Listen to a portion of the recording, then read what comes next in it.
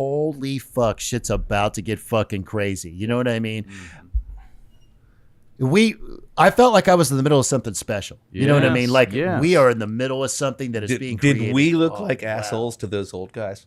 Oh yeah. I mean, like how much did they hate us? You know, I mean, totally. I tried to really pay my respects and kind of like, just pay attention and be around them as much and really just give them respect I thought they deserved. Absolutely. But I think I could always feel a little bit of like almost maybe just resentment that there's this passing of the torch going on. And I didn't understand that until now. I'm like, well, shit, is that what's happening? I'm trying to be a little more graceful about it. But I mean, I feel like I got natural progression, though. Yeah, right. We're trying to give them. All I've ever tried to do is give them torches. My fucking hands. Yeah. These fuckers.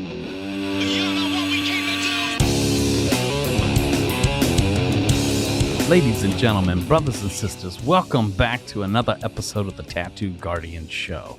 Tonight, I'm elated to bring to you such a wonderful show with wonderful guests. Yes, you've got myself, Brother Hip, legendary Joshua Carlton, and tonight we bring on two guests in the flesh right here in the studio. Once again is my mentor, legendary Mr. Brian Brenner, and his mentor and brother, legendary Saint Marq.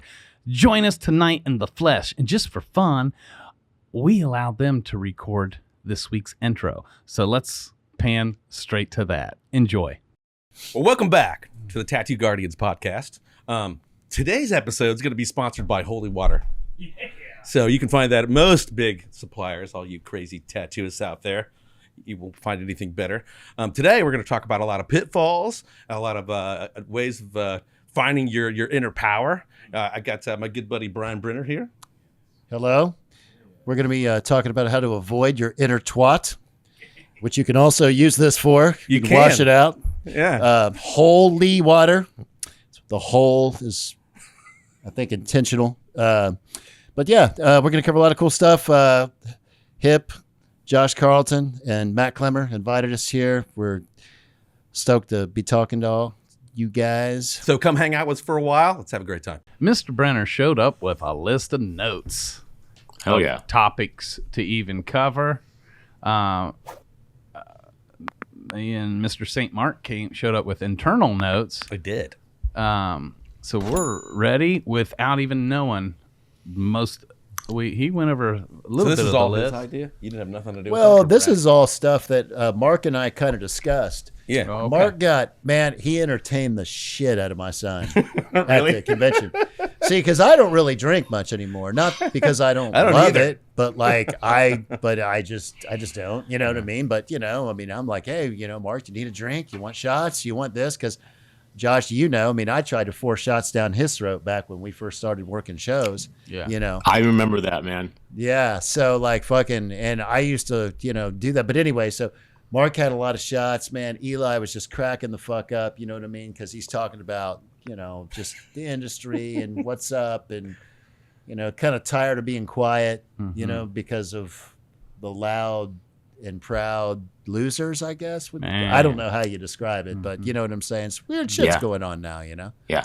So, Mark was like very, very, into that. Was I? Yeah. Yeah, he was like really, really into it. I do say shit all the time. Which is what led to your notes for tonight. You remembered them. Yeah, I mean, well, because I think it's all stuff that all of us think about. I mean, there's been cancel attempts on you guys, there's been cancel attempts on me multiple times. Yeah. I was telling you guys, I kind of feel like I owe paychecks to all the people who attempted to cancel me because my shop skyrocketed after that. Come on. I've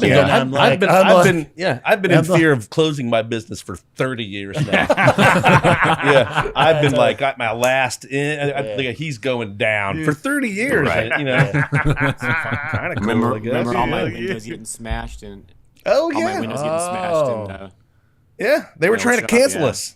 Yeah, way back. They tried to cancel old school canceling.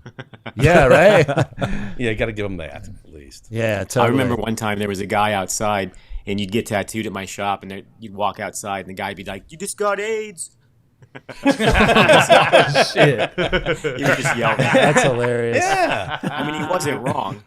It's just rude. It's just rude. Let a guy find out when it's time. Yeah, Right. love it. Love it. Is there somebody else to bring in? Do what? Mike, you need let in, Mike? I Okay. was telling Matt there's Okay, and Mike's great, trying to Mike. get in. Who is this? How do you say Our that producer right How do you here. say that, Brenner? Yeah, how do you guys say his last name? Give it a go. Fucking Are you muted? Sriracha. 'Cause now we got yeah, Mike fucking Sriracha. burrito. What the fuck does that even say? Canceled. Give it a shot. It's a fun Canceled. game we play. Only one person's actually ever gotten it right, so Now, is that your real name or your it's stage his name? real fucking name, man. That's not your stage name? No, not well. Wow. It just I looks remember- like me drunk typing, Yeah, texting, no. It's all blurry. like to drunk me. text from me. Like Yo, you about to get canceled again, boy. You know how many fucking people from his country you just offended? I mean, I like your way of remembering it, Matt. That's how I remember it. It stuck with me. Yeah. Like you ordered something, sir. No yaki. Yeah, right. Okay. Mike. It was Sir really- Noyaki, Yeah, Sirnoyatsky. Sir Nowatsky, Yes, Yatsky. Yatsky. Yatsky. Oh, sir, no Yatsky. Man, Ski. was your dad on Laverne and Shirley? Good memory. He said, what's that? Man, I wish my last name was that cool though. You know what I mean? Like that is a cool last name. But talk about branding himself. Absolutely. No one's ever going to Man. fucking be able to pronounce that. Just Well, kidding. well, What no, but rhymes the with thing that? is though Right. You know, geez. is I see the word yacht in there, and I see like all kinds of different plays on your last name that could totally work. Yeah. Right. So I would definitely go. Has he done any tattoos at all yet? No. No. Fuck no. I don't know how you Unison. do it. Some people just throw In out unison. rules. No. Yeah. We're gonna string him along a little bit more to get some free work out of him, and then just Yeah, so Mike quit. He's still the producer of the podcast. He used to help me with Tattoo Business Mastery. His assistant, he quit it all. He's now the newest apprentice at our shop. He's Nice. wanted that for 2 years. We said, fuck no, we finally found you. And so, but he wanted to. And so then I was like, well, then find and hire your replacement so I don't feel bad Yeah. about losing you. Right? And that didn't happen. And I could tell it was starting to bother him. This is over the course of 2 years. Here I am. He's filming me help other tattooers define and chase their dreams, but I'm not letting him chase his. Was right? it sinking in, man? Yeah. So I finally was like, Mike, you deserve to follow your dreams too. Let's schedule it. So in the summer, I was like, January 1, and it's up to me to find your replacement. I just took it off of him, and then here's Nick. So Cool. yeah, man. give it a couple years, and then he'll want to be the fucking next tattoo artist. So, Fuck You that. got rock. Yeah, you got rock star fans. I can thank see it. We're gonna be the gatekeepers. No more. well, there needs to be more. Hey, man, I'm going to say there needs to be more because there is not enough people to facilitate this tattoo craze, man. Come on. This tattoo craze is so fucking big right now, man. I swear to God. And what's really weird is I got a son getting ready to graduate from college, and he's just like, Dad, we're getting ripped off. This is like, they literally teach you no life skills. You pay $100,000 to send a kid to a great college. I mean, he's had a good college experience as far as friends go and all that shit. But like, he's actually considered learning how to tattoo. So yeah, I mean, this is definitely the business to be Smart in. kid. So you're making a hell of a For sure. decision, and you're learning. I with think it, my yes. daughter will end up tattooing as well. She's 18. She just got her first tattoo. Okay. I mean, look at Yeah. Devin. She's killing it. Mark's daughter's Yeah, killing Devin, it. my daughter Devin, got to check her out on social media. She's so as much good. as yeah, she's really good. yeah. She's Yeah. gonna whip my ass up and down the field for sure. Yeah. Well, what you just said, Mr. Brenner, about what you just said was from a place and a mindset of abundance, Yes. right? Instead of fear and lack. Yeah. Like, oh, competition, fuck, there's not lack, not enough to go around. When we live in abundance, there's more than enough. The same guy that was hating on your shop for whatever you charge or Yeah. whatever, that same guy, when I went down to hire Dave Ski, you remember yeah. that? He was working at Glenn Scott's shop. I got tattooed by Glenn Scott. Glenn Scott's an awesome guy. Anyways, Dave is down there with this guy, the hater. And I took my portfolio with me because, Mark taught me that. Take your portfolio everywhere, So I roll in Glenn Scott's, got my portfolio with all this new school shit in it, craziness. And we were doing when we were on the road conventioning our asses off. And I remember this dude looking at my book. He's like, man, I mean, like, people just don't get these kind of, I mean, they just don't come in asking for this type of stuff. And I was thinking, no, dude, they don't come in and ask you for this kind of stuff. Right. You know what I mean? Right. Yeah. And so these people that think that there isn't enough business or there's not that kind of business here, you can't have that. You can't do that in this town. Right. I still hear that. We heard that 30 years ago. It was always Right. like, well, you know what? I Yeah. really wish I could. The kind of people around where I live ask for the kind of stuff you're doing, man. I really like your stuff, but nobody around where I live asks for that. I'm Right. like, I said it then. No, That's they don't ask you for bullshit. that. I'm They like, don't ask it's you not for that they that. don't want it. You just don't do that. And Yeah. that's Yeah. fucking When I- fine. That's That's fine. right. When I was in Yeah. little tiny Shelbyville, Indiana, there was like 18, 20,000 people, bunch of just, these tractor driving people, and they were getting fucking portraits and realism and back pieces once I was there. But yeah, they didn't ask Yeah. before. You're exactly right. Yeah, and I think you were talking about coming from a place of abundance, and I think it's the idea that there's like a finite piece of pie. That's and right. I talk about this with my guys all the time. Okay. Yeah, I'm like, there is not a finite piece of pie. That's sort of like like it's an ever expansive. It's like nature. It's right. ever expanding and growing. That's and right. I think that comes from like a poor man's mindset. Yeah. And if that's where Yeah. you start, I mean, well, why bother at all if that's the Man, case? man. Yeah, and the And- guys who think that way in my shop, they kind of like they're on the lower end of the scale. They don't get as much out of it as the guys who come into it going, you know what, that next horizon it's gonna be better than yesterday. That's Those right. guys do great with almost effortlessly.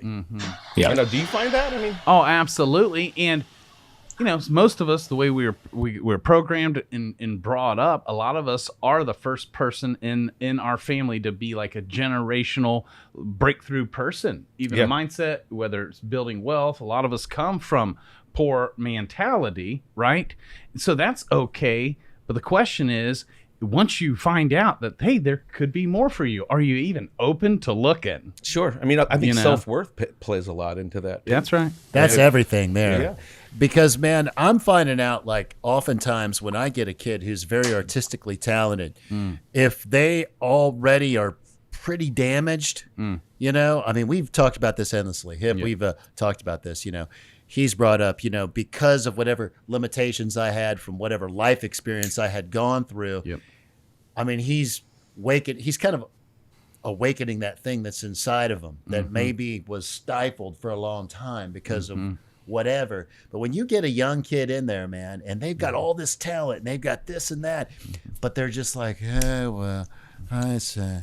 And then they find another person in the shop that's like that. They're like magnets to each other. And then they become this ideological cancer that just eats your shop from the inside. You know what I mean? We've all dealt with those people that walk around like flies or fucking falling off of them.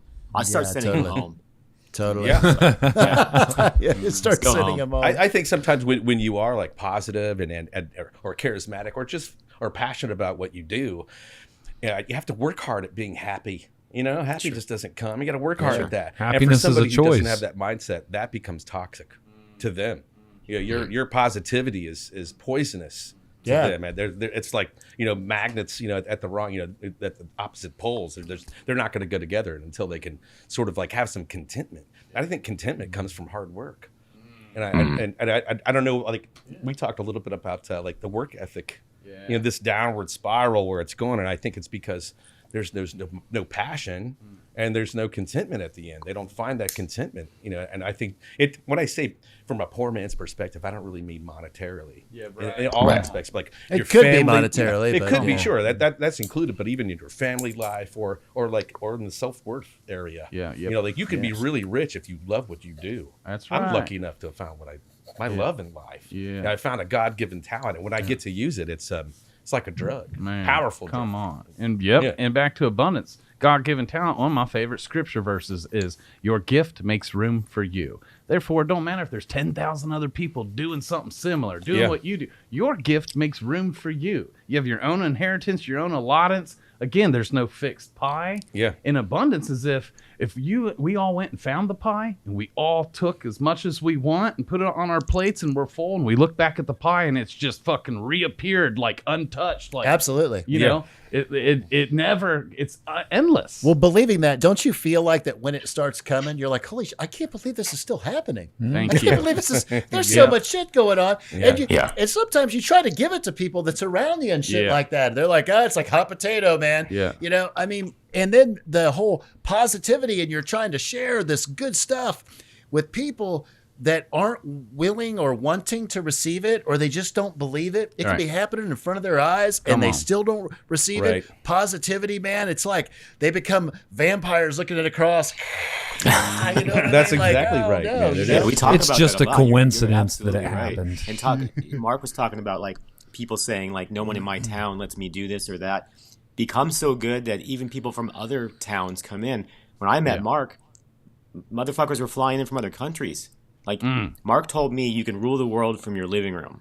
I live by that. I live by that. I still say that shit. Yeah, that's fucking awesome. I believe it wholeheartedly. Yeah, I You've do. proven it your whole career. Yes. Like, why don't you move Absolutely. to Vegas? Or why don't you move to New York or LA? I'm like, well, if I work in the mid, I can work. Does it matter? Hotels look the same come everywhere. on. Yeah, they totally do. You know, I like, what does it matter? And I can afford to go there anytime I want. Thank you, Yeah. man. I tell people that all the time. You could move all the way across country just to get away, only to find out once you arrive, you are still there. I'll tell you what, I'll give You this know. fucking ice up Lost. for anything, though. This is bullshit, man. I'm getting sick of this cold weather. Yeah. Other than that, you're right about everything. Right? I fucking wake up and like what it looks like outside it makes me fucking feel like that. You know, it's gray Yes. and cold and shitty. Yes. Yeah, Yes. I'm But over we it. get to wear like layers and stuff, though. That's nice. It's nice, yeah. I'm actually not wearing just solid black for the first time. I have some green on.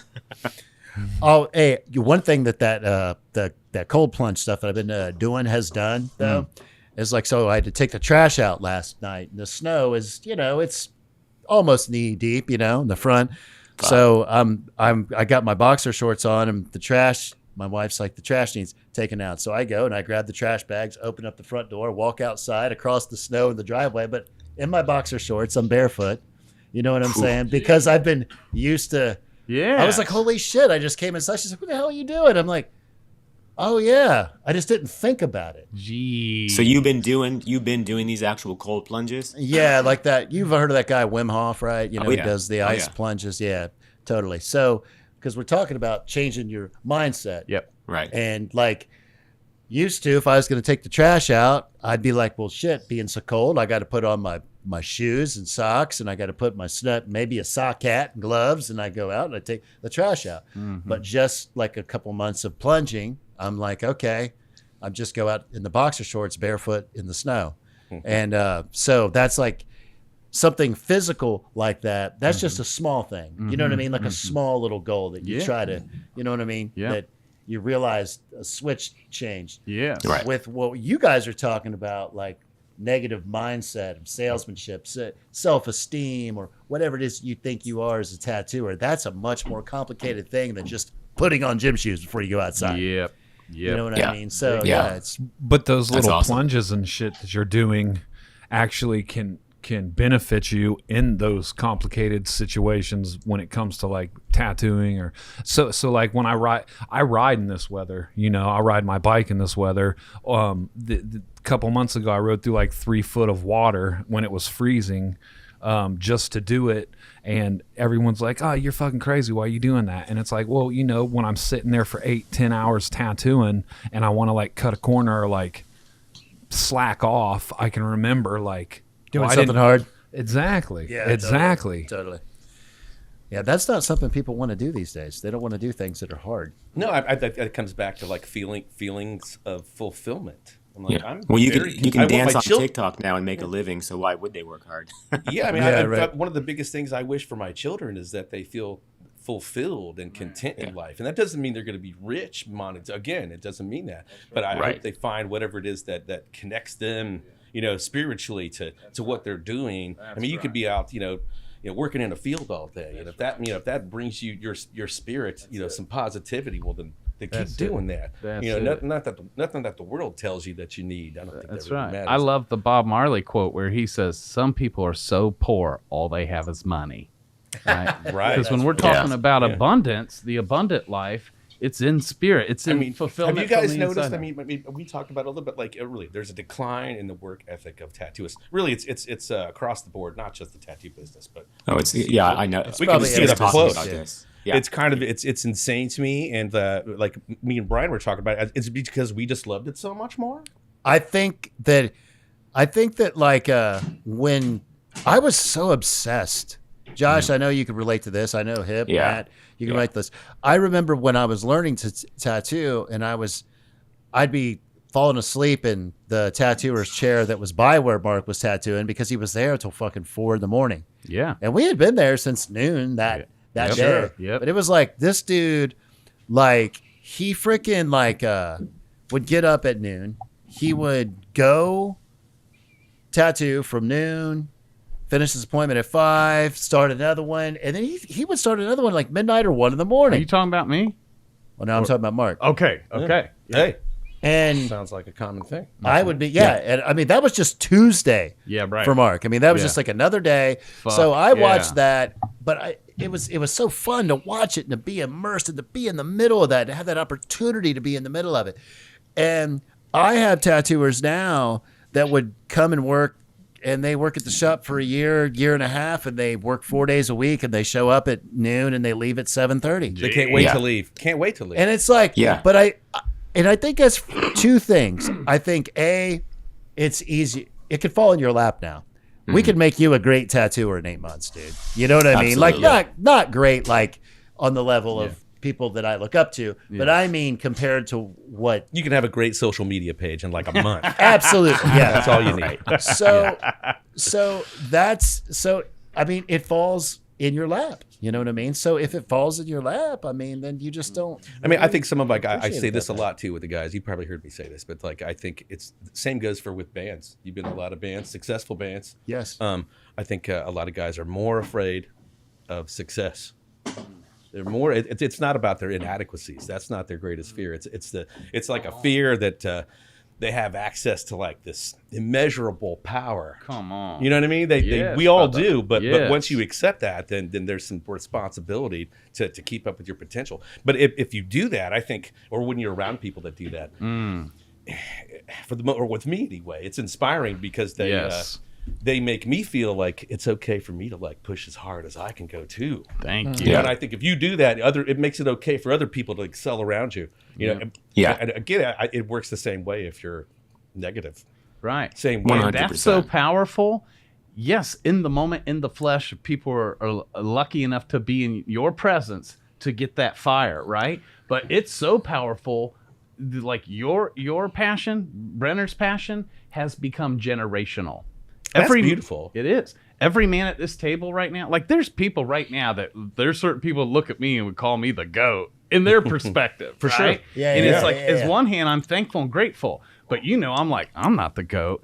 These motherfuckers are the GOAT, right? But then I'm sure you guys I don't think yeah, there's anything you wrong. I don't think Right. there's anything wrong with you feeling like the GOAT or Mr. Carlton up there knowing who he is. We Right. don't know who he is. There's no problem. I don't think there's anything enlightened about like turning your light down to make other people feel more adequate about being close to you. Man. That's not going to empower them. That's it. Right. I That's just not always fair. remember where I came from. Like, no matter how far I've come, I always come back to you and Brian. I always will, and I will continue to do that. Like, no matter how badass or awards or whatever, you guys, your names are always going to be there because you guys gave me so much. You know, like Me talk too. about like hard work ethic. Monty and I would tattoo all day long, and then we would drive all the way to Richmond to help you, build cabinets and shit, with the chance that maybe I would get to watch you tattoo for a little bit, and it'd be 4 a.m, like you said, and I would fucking do it again the next day. And if my relationship didn't work out at that point in my life, I didn't give a shit. Tattooing was my real love. Well, I think the ultimate question that you would have to ask, a lot of these guys would have to ask, is like, that's what you're talking about, Josh, is you're coming from a place, how do you serve your craft? but most people want their craft to serve them. How does Yeah. this make my life easier? So if you have a person who had some dipshit job, which there's nothing wrong with that. I've had plenty of dipshit jobs. You know what I mean? I think we all should have them. Yeah. But when you have a dipshit job and then you become a tattooer, you're like, holy shit, I can work 2 days and I make twice what I used to. Yeah. And a lot of times they do. You Yeah. know what I'm saying? The problem is Instead of that going, that it damn, does I could. work. You said what? And the problem is that works. Yeah, yeah, it does It's work. such a bummer because I want to meet somebody. I want to meet like me when I was younger and hungry and wanted to stay at the shop. I want to hang out with that guy or girl that's Sure. so fucking hungry that they'll do anything it takes, staying No, all night long. I haven't traveled that much. Maybe you have more than I have, like recently, Josh. But the last time I was in Europe, in France, and it was at Stéphane Chaudess's his show in South France there, and I can't say this now, but at that time, the Americans that were at the show, the French talked about us like almost separating the Americans because after the show, like until when the show was over, everybody went back to work at Stéphane's shop. Everybody worked until 4 or 5 in the morning. Everybody there was from America. They talked about us like, you guys are robots. The Americans tattoo like robots. This machine. Yeah, and I'm like, well, what the, and it was the you same. guys- It was exactly the same way because I wasn't just there. When I was there last, it was exactly like that. And Really? for me, it was exactly like that. And remember how busy the show was too? It was so fucking crazy packed. And for me to just walk into Stéphane's shop, because I just grew up looking at it in the magazines, and now I'm like For sure. walking in the door. It was like a kid watching magic tricks. You know what I mean? Yeah, you know, Like he inspired both of us. Yeah, I'm Absolutely. positive of that. Yeah. Oh yeah, absolutely. Yeah, yeah. He's a great guy. I was very lucky. Gonna brag here, but I won the Show to Say award, and that was like a I life know. changing. Like, Hey, jackass. shit. Unbelievable. What is that? So A big jealous. motherfucking deal? It's probably like eating a hole in my stomach. I'm like so jealous. Hey man, but Josh deserves that shit because like you dude watching you all of these years, it's like I told my wife once, this been a handful of years ago, you were posting some paintings that you were doing. I don't know, you probably posted 50 in a fucking week. It was crazy. I was like, Jesus Christ. I told my wife, I go, this motherfucker just never gets tired of this. It's like you almost like I go, I'm kind of feeling like kind of a bitch right now because I'm a very like, I'm kind of a competitive person, you know what I mean? And I'm going, this motherfucker is just housing my ass, man. This motherfucker's like, he's putting forth so much work and it doesn't seem like that you ever stopped. You know what I mean? Yeah, and I so, just love it, man. I Yeah. definitely don't have all the time to do the things, but even this whole idea of this podcast, it's just an excuse for me to get around and talk to friends about things that we all love equally. Yeah, I love totally. this. More of this needs to happen. You know what I mean? Yeah. Well, I'm glad. See, now I know why I came here tonight. Sometimes you go to the shop and you got a tattoo scheduled and you're like, I got to do this dragon on this dude. And so you go in and you do, you start your work. But something is said throughout that project. There's some kind of something that my customer says or that, that I needed to hear that fucking day. When he just said that, I'm like, holy shit. That just solidified the fact that I need to be in the company of these men right here. Yeah, brother. Yes. More Absolutely. than once a year. Yeah, right. Yeah. More than once a fucking year. Yeah. I definitely think when I'm around you guys, see, like, definitely Brian. I think it's just like that. It's almost like paths illuminate. I'm a little crazy upstairs. Come on, I follow We all voices and paths light up like Dragon's Lair to me. And I my whole life I just followed that path. And this is one of those things like everything's kind of illuminated here. Sure. This is where I'm supposed to be Come today. on. Sure. For me, and I don't have a date or anything set in stone, but I'll announce it on air. You guys know, but I'm moving back. That's how bad I need it. You know what I mean? You're moving back where? Yeah. So I don't have To a here? set date or anything or exactly. I'm moving back to that area. It's going to be likely in Indiana, but possibly Ohio. But like that area is my goal move to to- eventually make it back that way. You're going to move down to Bloomington, dude? That's the town, dude. I love living there. I just visited. Yeah, you there stay the just fuck to- away from Purdue. You stay the fuck away. But come anytime you'd like. Yes. Right. No, we just got done talking about abundance, and this motherfucker's over here talking shit. Listen to him. God damn. Man, that's incredible, Josh. I love to hear that. I just always felt, as soon as I crossed the state line when I moved there, I felt at home, and I've loved Oregon. It's been good to me. But at some point, you know, I'm always feeling it. Like a lot of family there. My wife's whole entire family is there. Okay. And you know, like this is great meeting on the podcast and stuff. But like my people are there.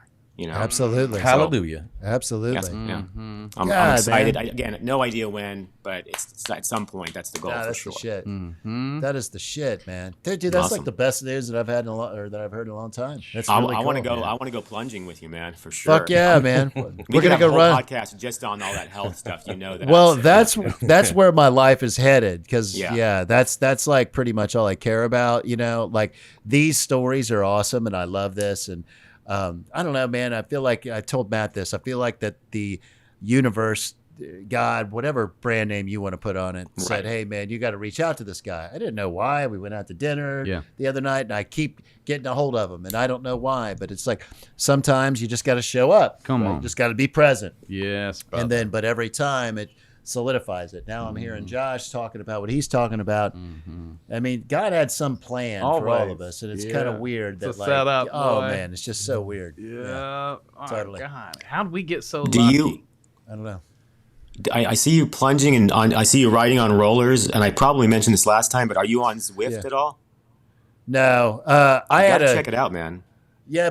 Big Me's bought one, and he was asking me if I was going to get one because the owner of the bike shop is trying to get me to get one. Yeah, I would be honest love with you. it. I'm not really. I like to cycle outside. I ride my rollers. That's basically a warm up before I go running. Okay, I love okay. running, but yeah, I'm not much of a cyclist. I like to run a lot, and if I'm biking, if it's outside, yes, I'm down. Rollers though, I can't ride in place for longer than a half hour, man, before my ADD kicks in, and it's like, I you know got what you. mean? Right, So okay. Same. yeah. So That makes sense. So that yeah, makes sense. but you've been Well, riding on Zwift though. I love it, man, because it's like you know, the people you're riding with, they're digital, but you're with real people. So I race, Right. I do group rides, you know, sprints. Yeah. And Yeah. my doctors are always like, man, other than cancer, you're perfectly healthy. And Yeah, all right. of that is attributed to the same shit you're into. Like, I'm obsessed with that shit. I fucking love Yeah. it. I love Well, it as when you much come as back, tattooing. yeah. Well, I love it almost as much as tattooing. You know, I love But I it think more saved than my life. I tattooing think now. that's why I'm still here. Yeah. Yeah. Oh, yeah. Yeah. Absolutely. I love it more than tattooing now.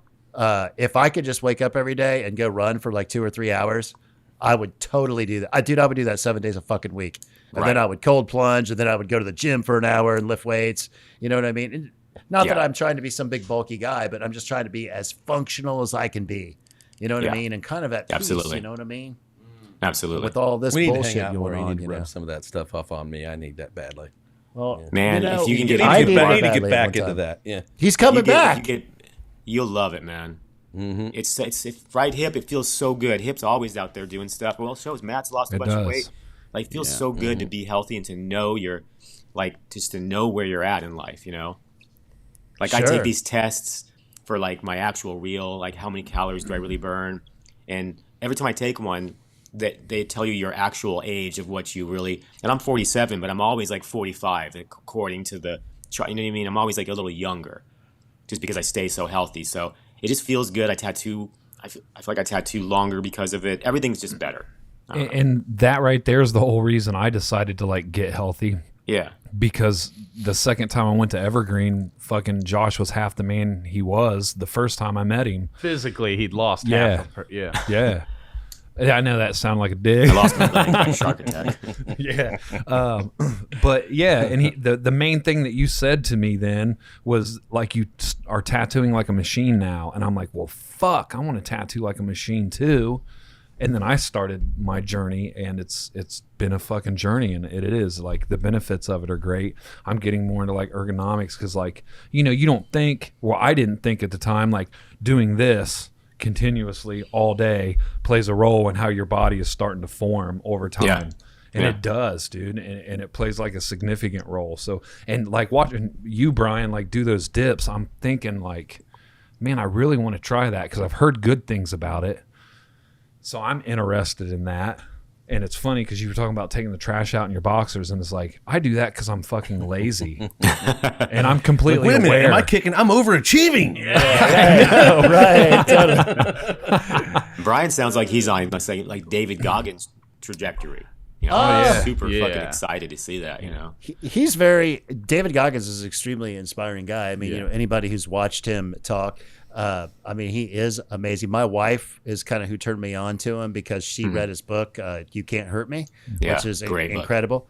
Then she bought me one called Finding Ultra by Rich Roll, who is the vegan triathlete from California.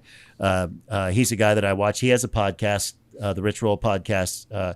It's awesome. Right. And he has he's had different musicians, John Joseph, the frontman of the Cro-Mags, like all of those guys, on there just talking about being vegan and talking about being healthy and talking about changing the world, which is kind of what this podcast seems to be about through tattooing. That's what I mean? Yep. Yeah. So,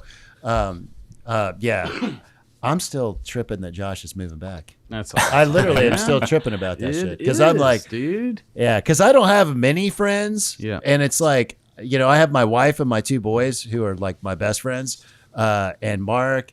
And it's like I'm reconnecting with Matt and kind of his thing. And it's like, so my quantity is not like it was at one time because I used to have a lot of yes men in my life. Josh, right? I remember that. You know that. Yeah. Tons of yes men in my life, and I don't have any yes men anymore because I just all these bastards say no. That's why. Right. all these the whole generation of fucking assholes. They all say no to everything.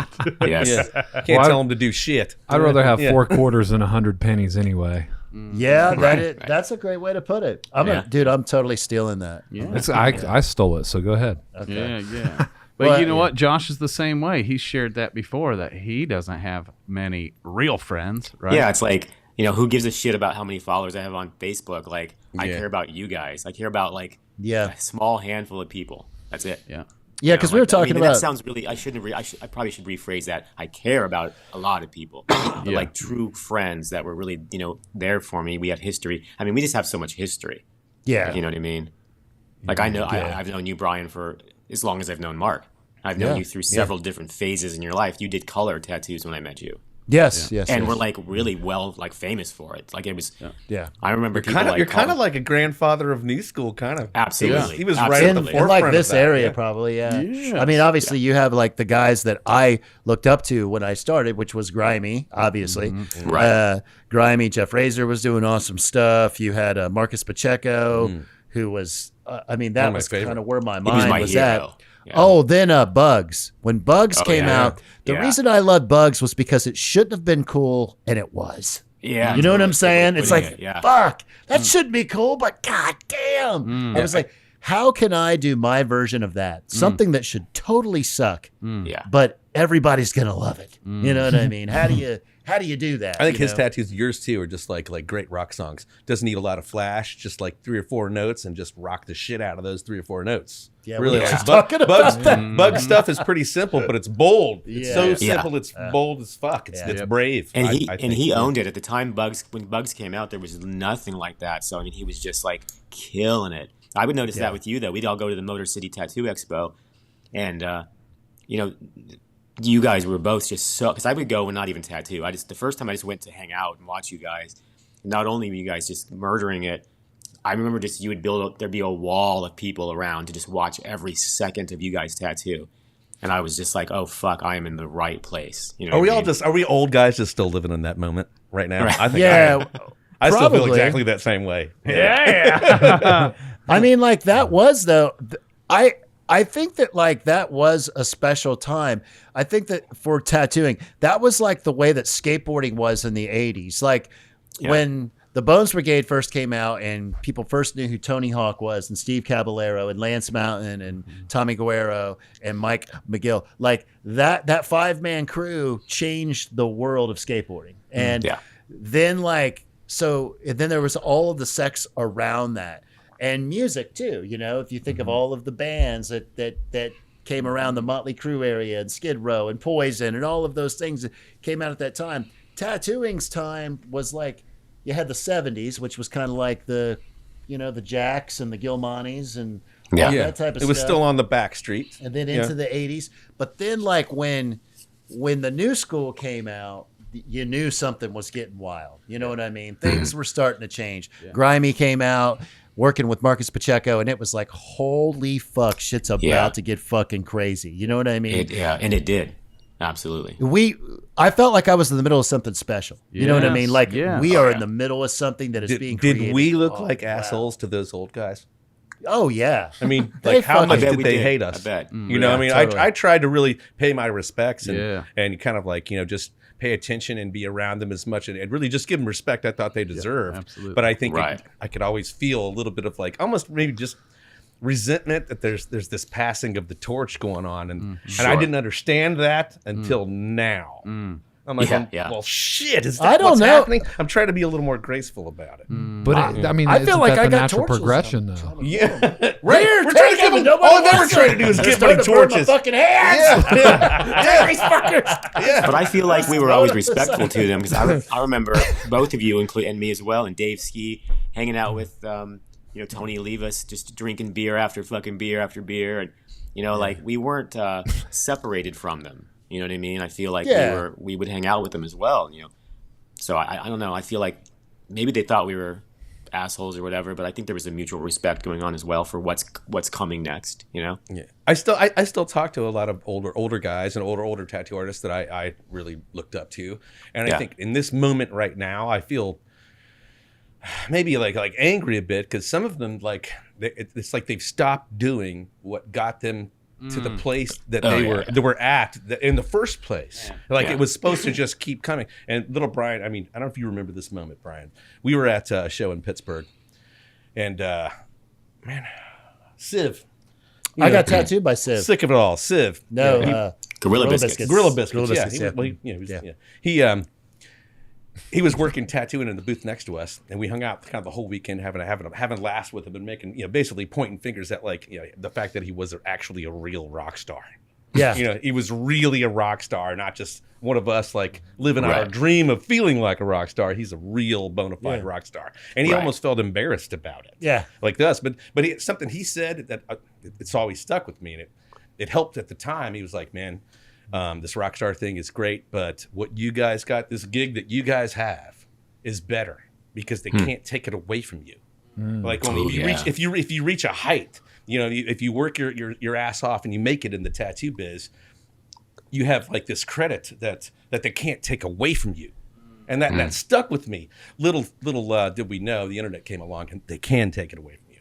Yeah, absolutely, they can. And if you don't keep working just as hard as you did to make it there, I found out the hard way, man. They'll, leave for a little while, leave the scene for a minute. They not only will they forget you, they will rewrite history and write you out of it. And I think there's a lot of older tattooists right now. If they don't get their shit together, they're going to be forgotten about. I mean, not that I'm going to do my best to make sure that doesn't happen, but that's a tough order to fill. Nowadays. Yeah, no, I think you're right. I can see that. I mean, like you said, once the internet came along, we're kind of just, it's out of our hands. You know what I mean? You could just run yourself an ad to say, "I'm the most famous, greatest tattooist in the world," and you could just pub that. You don't have to do anything for that. Fucking great idea, Mark. That's all you got to do. That's all you got to do. I'll find some tattooer that is really good that I've never heard of and that nobody around me's ever heard of, but they'll have triple the following that I have.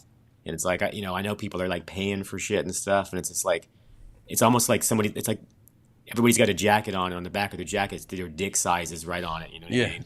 I think tattoo artists used to get pissed off about it. I don't know if you remember hearing Brian Everett or Jack Rudy talk shit about Tattoo Charlie. Because his cards and ads always said the world famous Tattoo Charlie. Oh, I remember that. Oh, yeah. they gave him shit about that. They're like, they would bring it up with hostility. Right. Yeah. But man, now it's all fucking over with now. Yeah. Yeah. I remember when we bought the shop in Bloomington, they already had the windows painted from the previous shop and it said almost famous. Oh yeah. Ancient art. Yeah, that's right. Yeah, ancient art's funny. Right. You know what? Even though things are always evolving and changing with generations, and we can see the shit that disgust us that we don't like, even right now in this time, the world's jaded, discouraged, thinking everyone's negative. So much division, negativity, which we're all witnessing that storm, Yeah, right? absolutely. We fall victim to it. Right, but here's the truth. I believe, no matter what, there's still so many good folks out here everywhere that outweigh all of the bad, all of the negative folks. The problem is just recently, the negative people have been louder. That's all. When the positive people have just sat back and have like held their tongue. Yeah. And so it looks out of balance. But really, man, even good the next generation of upcoming tattooers are out there. It's up to us, the leaders, to cultivate and create the next generation. Despite whatever fucking anyone else is doing, it don't matter. Or else we're just fucking old complainers like everyone else. Now that ain't they doing- want to be paid to do an apprenticeship with you. They're like, wait a minute. So what do I get paid to be your apprentice? Fuck. Great. I've heard Yeah, this. people say I've that. heard this. that. Sure. I just I talked to haven't Jerry heard that Frost earlier today. He's got a guy that was like talking about like, well, I saw online this guy said, apprentices should be paid. If not, you're just fucked. And he's like, well, Wow. and he's like, well, fuck that guy. I'm like that. I'm like, so all the guys, everybody in college right now, they get a paycheck for going to college. Right. Well, that's what they want apparently. Well, yeah. Whoa. Yeah. I don't know, man. Well, I would, one, my grandparents raised me right, but two, the reason why I feel like I have such the degree of honor, respect, homage I know to even pay, I was taught by this man right here. He was the example. Even in like fucking being hungry and hustle mode, like you couldn't work at this man's shop and get comfortable, or you couldn't half-ass it and be comfortable. My in question his was going to be, presence was it very well. always pretty? It wasn't. No. No. No. You No, know? it's gotten easier because I had to adapt to this new mindset. I just used to have a bunch of alpha dudes that worked there. And if like I wasn't being tough enough, then two of the other guys would handle this. That's right. This, you know what I mean? Yep. And they held everybody up to a standard somewhere along the lines. Like you'd get the shop going, then two weaklings would be, they said this, they said that, and then like I had this going on for a handful of years. I'm lucky that I've kind of been rid of it for quite some time now, but still the around the clock, it's things are different now. They're just not like they used to be. You're you right. know? You're right. But we can still hold certain standards. I know we Yeah, do. yeah. Like Hip and I, anyone that wants to come work at our place, if they're not either willing to even start out at a level of like wax on, wax off with the humility and an empty cup, then you're not even entering these gates. We already have certain standards and principles. I didn't create them. I was taught them. Well, Yeah. Robert Lamb, who is an incredible human being, Yeah. one of my best friends. I'm so blessed to have him in my life. He is really passionate about training people, and he helped with the big apprenticeship contest that we had, where we trained like 8 of them at the same time. Robert was very involved with that. And so he's really kind of, taken the reins with that, which I'm kind of glad, because I've kind of just lost interest in that. Like, I was real passionate about it at one time. Somewhere along the lines, I was like, you know what? This is just not what I'm into. And Robert's like, you know what? Relax. I got these reins. Give them over here. So he's taking them. Okay, now. Then he's telling me what the hell he's doing. Hey, I'm doing this. I'm like, okay, all right. Love it. Then that helped kind of re-inspire me some. Yeah, too, brother. Having a guy like that in your life, so I'm assuming you're probably that guy to Matt. I hope, yeah. Yeah. Absolutely he is. Okay. Absolutely. And it's the old, people don't care what you know till they know that you care, right? Yes. And whether I felt like Brian personally cared about me in the beginning, or whether he cared so much about this excellence in the craft, I knew that he cared about it, which forced me to choose, do I care, and can I care to the level that he does? Well, it was so attractive to me, the answer was fucking yes. That's but liberating. Yes. It is. Yeah, but Frees it came you up a little bit. Come on, but it came from this man truly cared, about our presence, about our craft, about what we're doing here. Like, this is our life, this is our legacy. Well, even beyond that, I know he feels this way, but I feel like a sense of responsibility to the Come guys. on. We've talked about this before, but Yep. like, their families, they I'm responsible for their well-being. That's like, right. you know, like their Yeah. job is to push their, you know, their career. Yeah. I provide like a playing field and a way for them to do that. That's it. But Yeah. I care about their home life. I Yeah. care about their interpersonal relationships. Because Yep. without that, my shop's in shambles anyway. That's right. It's almost become like a family. Like, Oh yeah. I think I used to be a lot, maybe, I don't know. I don't really know because I didn't deal with me, you know, 20 years ago. But I think I'm a lot more relaxed now. And I not that I never felt this, but I think almost now I feel like I'm raising kids. Oh yeah. It's like a whole other family, and I've got like a dual family, and I'm raising these kids. Dude, Well, you're old Yeah. enough to be all their dads, though. Right. Me That's too. why it feels like that. they all call me we were Dad. all like brothers, like in Yeah. our ages. Like Mark Yeah. was the leader, but like we were all around the same age. Now, like Robert Lamb, who I was talking about, is he's kind of my elders because the rest of them are younger than him. And minus- he's still young. and yeah, I mean, Yeah. like I'm old enough to be his dad. Yeah. If I had a kid young, you know Yeah. what I mean? Right. So, Right. so yeah, so that's a sobering thing to think about. And you're older than Yeah, me, and I motherfucker, think that so- these Not very much. Yeah. I think these standards that we learn, like that you learned, Matt, from Brian, like I think they stick with you for life. Because I'm teaching my wife to tattoo right now, and like you said, I like saw that. and Yeah. she's killing it, and it's only because I'm not going easy on her. Like I'm not like beating her that much, but I'm definitely like having her draw every day, and like all of the kind of respect things, and like she knows who these artists that came way before us are. Like there's so much more than just like learn how to use this pen machine now.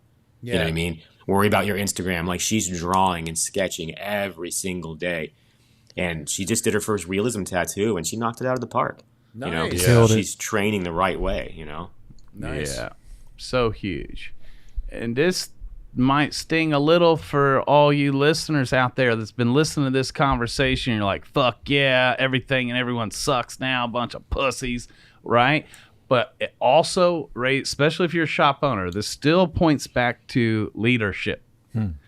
Or at least us leaders have to take our responsibility. Even if I can see whatever in any other shop, not my fucking house, and if I'm complaining about it going on in my house for too long, then why have I entertained it that long? What makes them feel so comfortable to be that way in my house?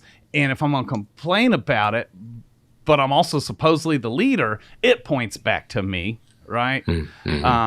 We must take responsibility to be the change, cultivate it, and create it, especially if we don't like it. Now, maybe to be the example. And I think that's a big part of this podcast, too, is when we identify the things that seem broken or that we don't like, we're always like to be in the solution and take responsibility. Well, what now then? What's our part to play? In the current climate, how can you still live your best life, right? I like how and it's in it. Where am I at fault? Yeah, Man, You have to ask dude. that. absolutely. Yeah. If Oh, I am yeah. not the problem, there is no solution. That's Man. the world is in much needed some of that. Some That's right. humility. Yeah. That's right. Yeah. That's right. And we're always learning, right? Oh yeah, well Jesus. that always gets revealed to me throughout my life. Where I'm like, hey, dude, you needed to tone that down a little bit. You know what I mean? Or Right. You need to have a mirror Yeah. put in front of your face because That's right. you And know. that's something I was grateful for because when I was coming up with you, I'm so thankful of all the like backstage conversations you and I had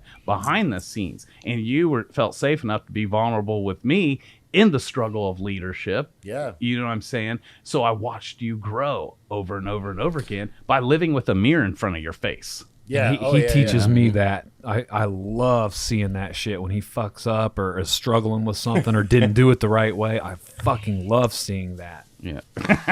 Well, a person doesn't like to hang around with a flawless person. Man. We like flawed people, and because we can relate to them, because Yeah. we Right. ourselves know that we've got these issues. Brian, you So- tried to teach me that fucking 15 years ago, and I didn't get it. Why people in the shop didn't like me, because I'm always walking in, skipping rainbows, positive. Like, Yeah. we're the overcomers, right? yeah. And you've tried to tell me, Matt, they need to fucking see, like Hip always says, we say, put your best foot forward. Let's see that other foot. Yeah, And right. I would always hide it, thinking I'm supposed to be the strong one. I'm called to be the light. I'd leave my problems at the door. And you were trying to tell me, man, own your shit and share it, and they might actually fucking like you. You Yeah, know? yeah. And it took me a decade to figure that out. Once I became a leader, that's when I started practicing vulnerability and showing my flaws, my fears, my doubts too. I thought that was a weakness because I'm supposed to have it together. But actually owning my flaws and being able to like share it and be like, guys, I'm struggling right now too, was more powerful.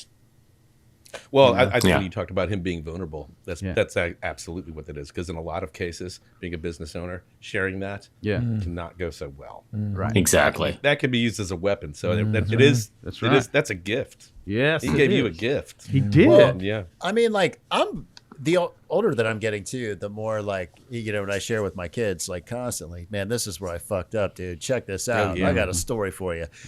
And those things, like, I think, like, help my boys also be like, hey, Dad, like, you know, they can confide in me, you know, about certain things, or maybe feel a little more comfortable, like, you know, being their authentic selves around me, because like I'm not really judging them. I mean, dude, it's already too late. I love the shit out of both of you. You know what I mean? You can't really fuck up to where it's gonna piss me off that bad. Yeah, right. I don't know if you could fuck up like we did. Check out possible.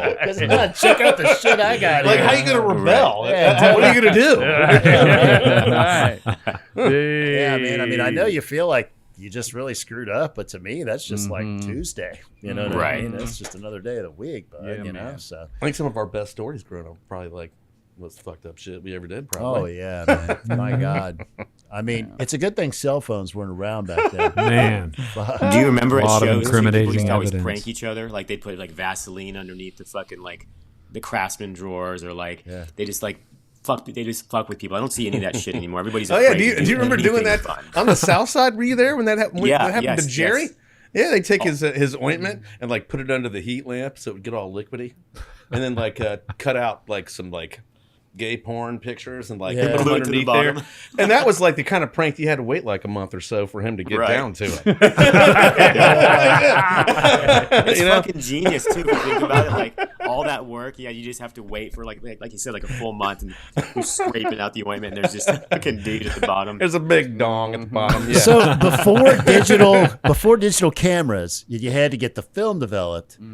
Whoever's camera was left out in the shop when they were gone, like, dude, I swear to God, man, it'd be like, oh shit, like Mark's camera's there, man. Let me have that motherfucker go in, and you just fucking start rubbing your dick to get it all nice and floppy, you know what I mean? And then you fucking get it to a point to where it's just all, you know what I mean? You're looking good, then just take an angle shot like down like this, man. So. But Mark never went to develop his film. Thad had to go get the film. So Mark was taking his film in, and Thad had to go get this film. And then so there's these dick shots that Thad's got to go pick up from the Walgreens. And they're coming down the chute. And I know. Walgreens. Right, totally, man. So his brother Bonnie then takes one of them, one of my dick pics I put on Mark's camera. I mean, not the reason people send dick pics today. Right. But Monty blows it up like this big on a poster size, and he's got it hanging up in my station when I came into work. Oh. And then Thad the piercer, so he passed that. He couldn't handle his weed. He'd fall asleep on the couch. This motherfucker would smoke weed, fall asleep on the couch. So he's passed out on the couch like this. Oh, that was a convention, though. We were staying in Tony Leibus's room, remember? Well, there's been a million times. I'm talking about when that you we've like did done the these Osama things. Bin Laden and took Oh, pictures. yeah. Or it was like the Baghdad goggles. It was like Yeah. Oh, I forgot about that one. Yeah. I've definitely teabagged a fucking guy or 10. Bin Laden. Yeah. I like how there's so many 1,000. stories that like you forget which one. You know? Yeah, totally. Oh, yeah. Oh, that's No. fine, yeah. The best one was when Thad was passed out, though, and like Kyle Helsper laid his dick over his forehead, and Mike had his dick over here, and he's like totally passed out. There's 3 dicks on his face. He's not even waking up, man. He's like, and dude, like Who had the book? Is that John Martin? Did the he have book the of all of them. The book. He had a book. Anybody that stayed over his house, he had a book of his balls on their face. and we're going through, they're going, what the hell? Like, I'm not staying here. And then they say, like, wait, there's like a couple of guys, they're in the book like 4 or 5 times. I'm like, well, you keep coming back? It's like loves the it, all, man. the, you know, the, He loves it. Yeah, the Maybe it Teabag won't happen All-Stars. this time. That's funny, dude. Jesus. I mean, you would get in trouble for that shit now, right? Oh, yeah. That would be called, what is that? Sexual harassment. Yeah, you would be canceled today for sure. I would be canceled. You might be canceled right now.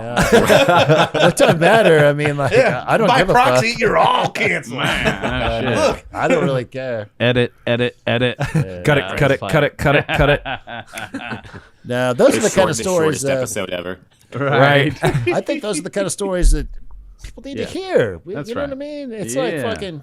It's like that's just not a. Man, every once in a while I'll hear a young person. There'll be some comment like, "Well, that's just not funny." I'm like, that comedian's like 55. But you know You're what? 29. Since you guys went so hard, that's why that's funny. When you're joking, dicking off, that's why it's funny, because that's not all you got. Yeah, The people that all they got is jokes, actually the joke's on you, like, because that's all you got. Like, you know, but when I'm rolling with people who are like about it, they fucking work hard. Now we gonna have a rec session. I can enjoy it because it's not all we got. Right. Right. You know, like, I feel like you earned the right to dick off, right? Literally. Yeah, right. Well, there was some dicking off going on. That's for damn sure. Man. Brian, what Good made shit. you, after all your success with, you know, this innovative color style, this new school color, and then you were just like, I'm doing black and gray, and you stuck to it? Because I think it was maybe black and gray and red at first. Yeah, it was. I got tattooed by Jack, and I didn't want to do like old school, like black and gray, or I didn't want to do realism. But I wanted to do something that looked like it wasn't adolescent, because that kind of new school graffiti-ish looking kind of stuff. I mean, you know, you can carry that on until, I mean, you know, there's graph guys that are like 60 and older, but Right. at the end of the day, though, man, I kind of wanted something that looked a little more classic. You know what I mean? Yeah, Something, timeless. yeah, something that was more timeless, that I could grow old with, because I knew I was going to be a tattooer forever. Right. You know what I mean? I just knew it, and I didn't think that like neon pink flaming dice, and you know what I'm saying, and like Yeah, sure. and You were like smart enough to see around corners back then. yeah, and like fucking bowling pins with fucking like green jelly flying off of them and shit like that. You know, I mean, that was hot, man. You know, people were asking me Well, for that's the what I mean. craziest shit at It's a shows. pretty ballsy move to be like, I'm super successful and I'm going to pivot. But it Well, worked. It absolutely and worked. that color stuff got popular too, and it got even more popular and more popular. So when something gets really popular, I tend to go, well, you know what, man, if every asshole's doing this, I don't want to be doing this anymore. Right. You know, because I had like Right. a whole little following of yes men that were like, oh, you're the greatest, your color Yeah. palette's so rad, blah blah blah. And I was like, well, you know, I'm getting tired of all this stuff, you know, man. Sure. I'm gonna do something else, you know. I think That's Brian, awesome. I think you tattoo Brian to make yourself happy, because your style looks like guitar solos to me. You know what I mean? It looks like you're Oh, just yeah. feeling. I can- It's all soulful. The movements. It's not Yeah. necessarily even the subject matter doesn't even matter. I don't even look at the subject Yeah. matter. I'm looking at your, Right. I your never- tattoos. I never care what the subject matter is, really, Yeah. to be honest with you. Like, You always had such an elegant. I'm sorry I totally interrupted you. Go ahead. oh no, I'm done. I was just saying, I don't know if you saw the episode, but we had an early episode where we brought up tattoos that like really kind of shook us to our. You know, we always remember them, and we had your work on there. Oh, And- I remember that. Yeah, And there was a really good example of, I'm not going to be able to describe it the right way, but I guess it's just the natural artist in you. And if you go back and Yeah. watch it, you hear me talk about it. But you always had the way you would do like a highlight or something that was, to me, it was so beyond. Like you had this kind of simpler style with the new school, but then you'd throw in some super advanced artistic move that I was Oh, always yeah. super impressed with. Yeah, Always, like those always. like flowy light bursts kind of thingy, but Yes. like that would Yes. doing well. Mark always did oversized tattoos, so so watching him do a piece that went off the body made me go, well, maybe taking a section, kind of the way that he does, but of other kind of imagery. So like if I were going to do a skull, you would get an eye socket and a cheekbone and a nose and maybe a couple teeth. So Right. you can't really tell what the hell it is until you look at it like for a minute. And then you're like, oh Right. shit, that's a part of a skull face. And then I think that like sometimes, man, it's like we were talking about this earlier. You have like people who are technically great guitar players. You're a musician, so you're going to vibe on this. You have a band like Queenstrike or Dragon Force or a band like that that's like those crazy technical like shredders where it's like you can't possibly play any better than these guys. Right.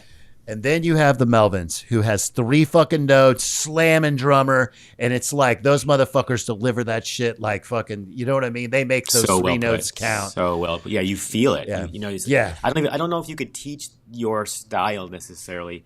That those parts of it, I don't know if you could teach that to the level. Like you kind of have to have it. You know, right? I don't think a lot of people are as interested in learning to play like the Melvins as much as they're interested in learning to play like Eddie Van Halen. So I wouldn't have that problem. You know what I mean? It's like kind of like all the bands that I've always loved, like Unsane, Helmet, like those kind of bands. They've had like a small following at their height. Rest. Yeah, bands like that, man. You're gonna go, and the venue is gonna have 100 people in it. That's when they were at their height. You know what I'm saying? Yeah. It's just like that's just the kind of shit that I like. You know, so I was just always so impressed with that mentality of New Breed and your shop as well, because like, you know, Mark does realism, right? And everybody does realism now, but nobody still does realism like Mark. Nobody, not even me, you know what I mean? No, it's like, well, there's lots of guys like even around my time and before that. I think the same thing. Like no matter what, and like maybe even sometimes myself, I feel like, am I even original anymore? You know, sometimes it's hard to like, you know, what boundary can I cross? Because I like everything that I did, somebody's ran with that torch, and it's something new. And even young kids coming up doing this sort of style, they have no idea where that came from, or whether it came from me or somebody like me or somebody I emulate too. Anymore, I'm maybe just in a point in my career where I'm like, I'm allowing myself to organically kind of go to where I'm supposed to be without being too contrived about it. I try to do like Brian, do whatever makes me happy. You know, if it makes me happy while I'm doing it, like it has to feel like I'm playing an instrument or performing. And once I can find that place that's completely like magical and warms me all over. I don't know. Do you get that feeling? Do you find that yourself like becoming like one with the universe? I don't want to sound stupid. Absolutely. But like, it's like bringing guitar in. Sometimes like it's like a guitar solo, as I do play guitar, and sometimes you're like, is this me playing this? This sounds amazing, and like you don't even know. And that's how I feel about your tattooing, Mark. Like I wish I could describe it better. Like I don't care who does, let's say, an Indian back piece. When Mark does it, and I say that because I remember walking in and seeing you doing one, and you kind of get lost. You're kind of performing, to be honest. And I'm lost. Yeah. Whatever, if I can really find that moment, I'm lost. I'm not. Time stopped, like, and I'm someplace else. I love that feeling. People might do some back piece that looks like that, but they've made sure that they've nailed all 17 eyelashes because they're going picture to picture, and you're just getting those gestures in there. And to me, as an art lover, I was always like, fuck that. I would take this any fucking day. There's this movement. I still get geeked out about it, man, talking about your work. I get fucking It's like chills. A controlled mess. All these years later, it gave me the ability, you gave me permission to have balls. To be like, I'm not going to tattoo like this. I'm going to fucking tattoo like this. Well, you know I love you. I'll take you saying that to me over any amount of followers on my social media, man. That's all worth it. Yeah. Well, he's got that. You know when like the dude that sings for the Red Hot Chili Peppers, Anthony Kiedis, when he's like doing shit, he's doing his hands like this, man. It's like Mark's fucking style is like he's fucking tattooing, man. He's doing his shading all over the place, man. It's like he's always like, you know what I mean? And Mark was at home at shows because at shows people are all watching, and that's Mark fucking he's putting on, he's entertaining, you know. And Mark would purposely not wipe anything off. He'd leave that shit dirty, and then just be like, whoa. You know what I mean? And it was just like this amazing. I invented the dry wipe. The soapy reveal. Mark was doing shit like that earlier. I don't know, man. I'm a dry wiping ninja. I paid attention. I just was always. I remember Judy Parker would like watch you tattoo. I love Judy. You know what I mean? I still loved. Yeah.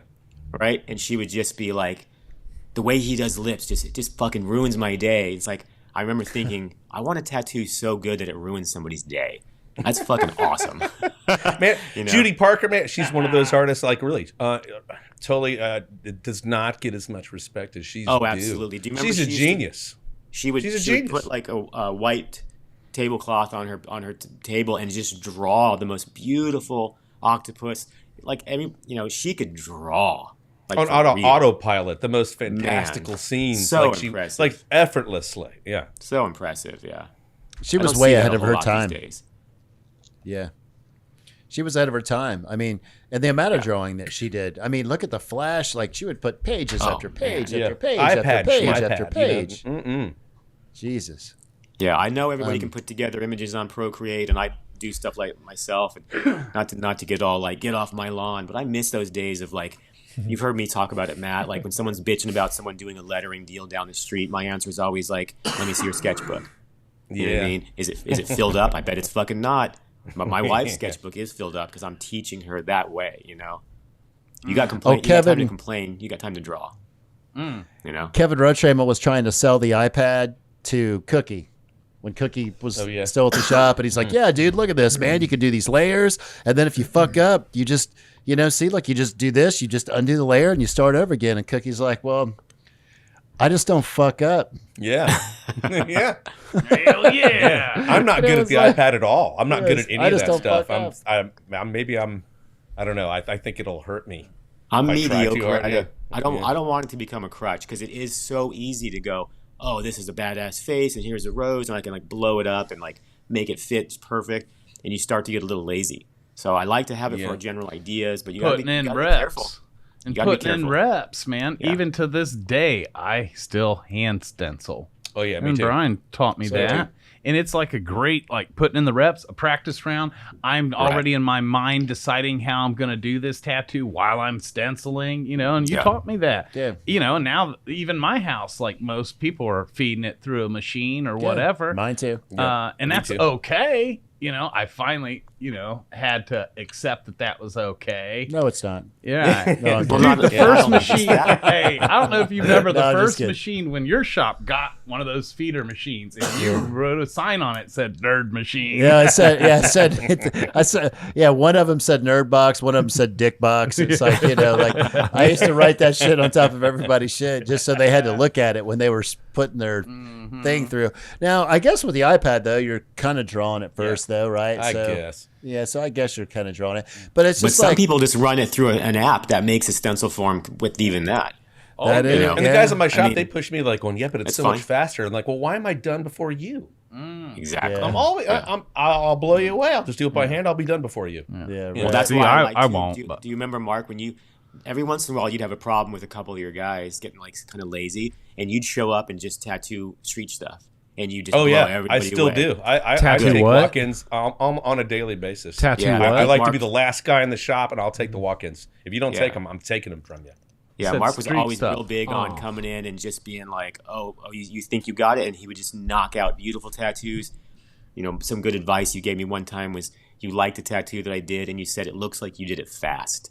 But it was good, but it was fast. So, like, you liked that kind of combo of, like, the confidence of it. Again, that confidence. That's the word. Yeah, you were in your moment. You don't overthink yourself. Right. You don't jade it. You don't throw in a bunch of other trash that's coming in from places that takes sort of away from it. Yeah, you sort of find yourself copying things. I find myself, if I spend too much time on it, I'll copy something that I've seen, even if it's in my mind. Right. If I'm just sort of on the fly and I don't make too tight of a stencil, well, then that's the magic happens. Yeah. You know, I'll have to get myself out of a tight spot by relying on what it is that I do, rather than a stencil. That's a lazy, cowardly way. That's why I make my stencils really simple, because, like you said, the magic happens. Like I'll be on Instagram and I'll be blown away by 10 different pages, and then all of a sudden I forget who did what. They're all good, but I don't know who the fuck did anything because they're just all kind of the same and good. But your work, it's just always been like bam, it's like a punch in the face. So. Or maybe the imperfections, like what I see as imperfections, maybe others see as like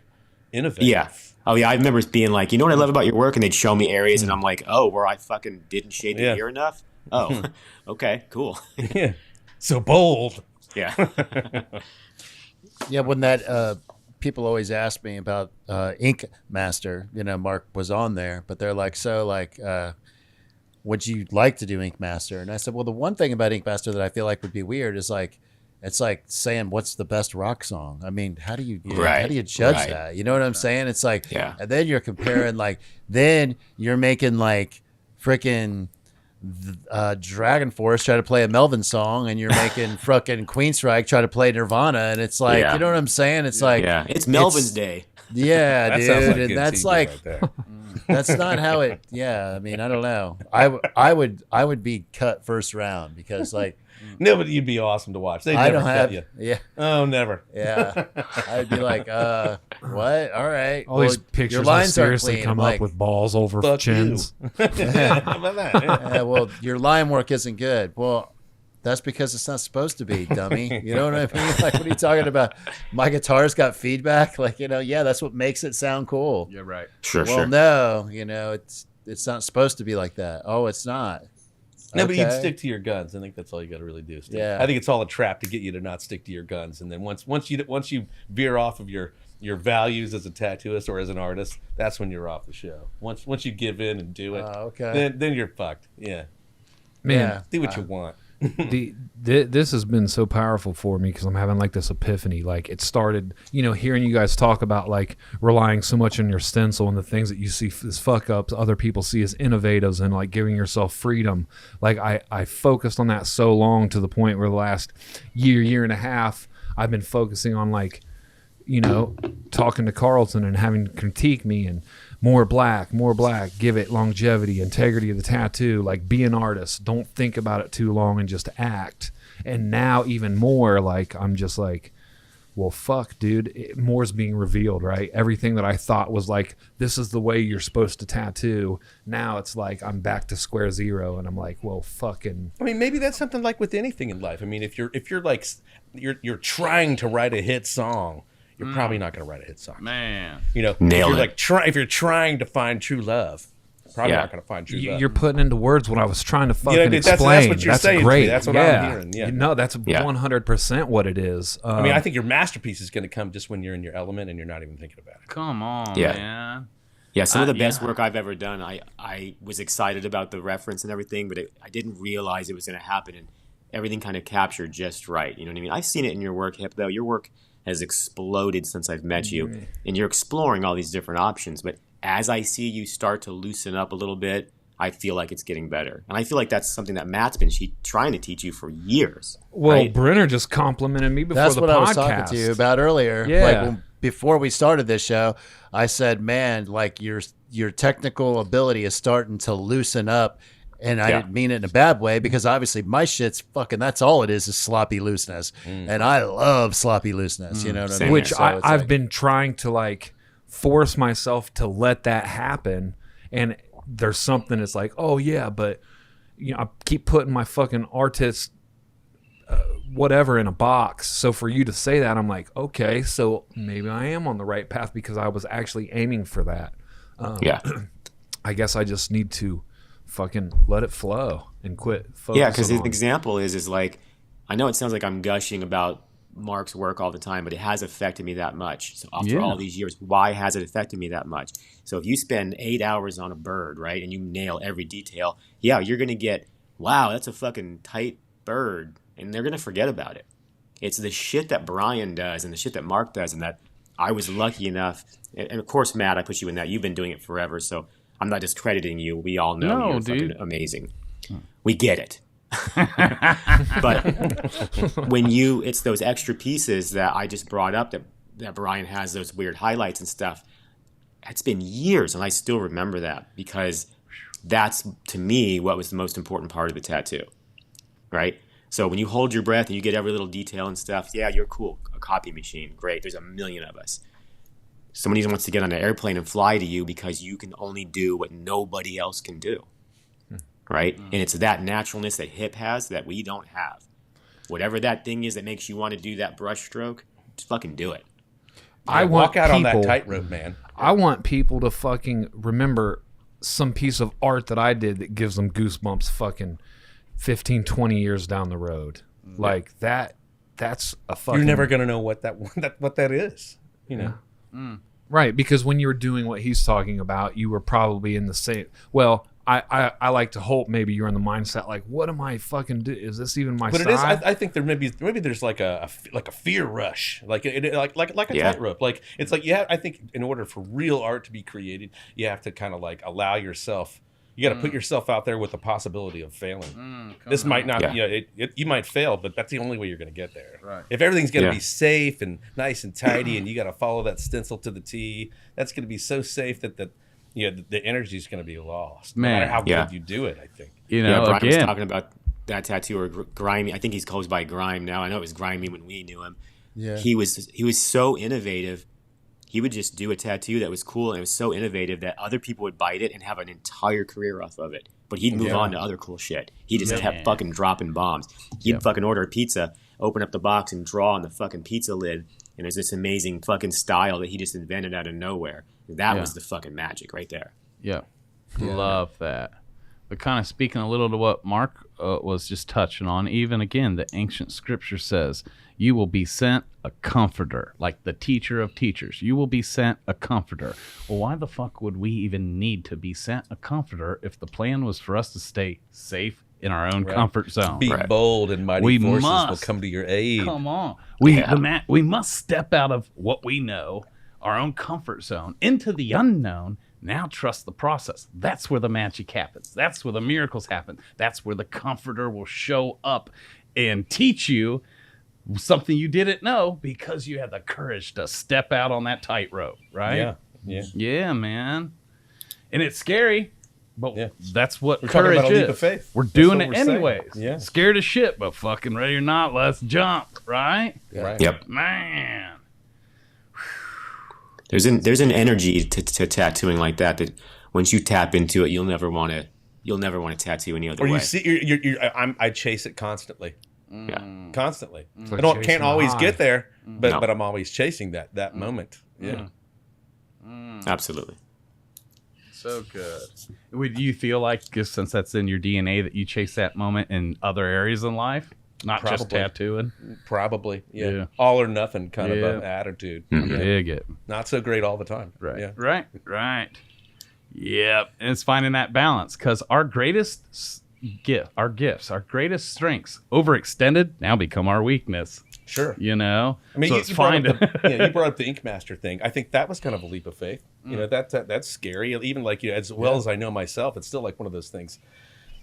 We talk about social media, and it's almost like being afraid of success. I think a lot of guys were more happy saying, "Oh, look, I got an email from Ink Master. I think I'm going to turn it down." Yeah. They have no plans of going there. They'd rather relish that they said no. Yeah. And like, well, that's such bullshit. They send Right. 100,000 of those letters out. You're, like, well, that's horrible. Don't do that. Don't do I that. never got one. Yeah, I love that they think it's like, dude, they didn't write you. They wrote everybody. Yeah, right. You know, we all get them. It's like, Yeah. you know. Yeah, I'm like going, you didn't do it. Yeah, great. Yeah. Good for you. Right. I love that, man. You know, you keep bringing that up, and you know. Well, I think what the humility comes into that. A lot of guys don't do it because you're like, hey, I'm going to have some humility. Things aren't going to turn out the way that I like them. You know. Yeah. Whether I know I'm the best or I'm the biggest and the greatest, it doesn't really matter in that setting. You just have to go be yourself and have a good time. Jesus, man. The more I've learned, and I'm still practicing how to let go and things to let go of. So much in life as we're growing. Yes, there's things out here to add to our arsenal. I'm going to take Joshua Carlton's seminar. I'm going to sign up for Tattoo Business Mastery. Add all these things to our tool belt. But at the same time, it's also going inward and identifying the shit that don't serve us, that we've been carrying limiting beliefs, to let go of at the same That's damn easier time. said than done. Fuck yeah. That's a process. lifelong journey. Tell me about That's it. right. Yeah, That's that's like right. a weekly thing. It's just It kind of is. like cleaning out your garage or That's your it. closet or whatever, That's you it. know, or your drawers. Yeah, and that's a big part of the process that we take our students through in Tattoo Business Mastery. Now, and so when I'm like about to enroll a new student, I make sure I touch on that, because this scares a lot of artists away. Shit just got too woo, man. I thought we was going to talk about color blending. You want me to look at me? You know what I'm saying? They're like, whoa, know. Right. But that's where the power's at, you know? Yes. And to fucking let go of that shit is so good, so that you can get on with walking that tightrope, but Yeah. you're not carrying Don't shit. you like walking around feeling powerful? Come on, man. Tattooing makes me feel powerful. Jeez. It does. I don't know how else to put that. Yeah. Yeah. Yeah, when you're doing something you're good at. Mm. Like, you know, I mean, there's always been things in my life that made me feel like I could maybe be good at something, you know, like, yeah. I could play a few different instruments, and Yeah. I was all But right you're a at it. disciplined motherfucker, man. Yeah. But yeah, it was like fucking like when I became a tattooer, man, I was like, dude, I can probably be kind of good at this. You know what I mean? And then I felt this. It's permanent, so you felt this responsibility to like, man, I better kind of get good because if I don't, I'll be fucking these assholes up. You know what I mean? So there's that. Yeah, so like, you know what I mean? So you have to do it. Then like you throw the discipline in on there, you know, and then the stress of working all the time because we worked a lot. So there was, you know, the substance abuse kind of leaked in because like you're trying to find ways to cope with like this, you know, this high stress, high volume, whatever it is, you know. Most people that tattoo drink or smoke weed or abuse multiple substances, you know, and I got to do all of the above, you know. Me too. And, you know, I've had a lot of fun on drugs. I'm not going to lie. But like, you know, at the end of the day, though, I mean, when you feel like you can be good at something, you know, for the first time, you're like, dude, I just don't want this to ever go away. You know what I mean? I think that's part of the human experience. I want that for everyone. Yes. Yeah. Oh, yeah. And I believe that because you've served it up to all us. Because like we all need someone in our life. I thank God for the people in my life, and Brian's one of them, who believed in me more than I did.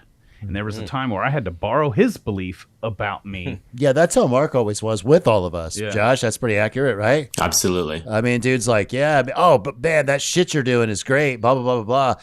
I think like what we didn't get from our parents, we kind of got from Mark. You know what I mean? Right. Man. Right. Like, you know what I mean? And that was a big deal. You know what I mean? Yeah. So it's like, holy shit, you know, because our parents are all from the naysayer generation. Yeah. You know what I mean? Like nothing ever good happens to anybody. That's That's true. just luck for them. You know what I mean? I identify with my grandparents. I think Yeah, it's a right. skit. I Yeah. totally do. That generation is like where dreams go to die. You know what I mean? It's like they have, you know what I mean?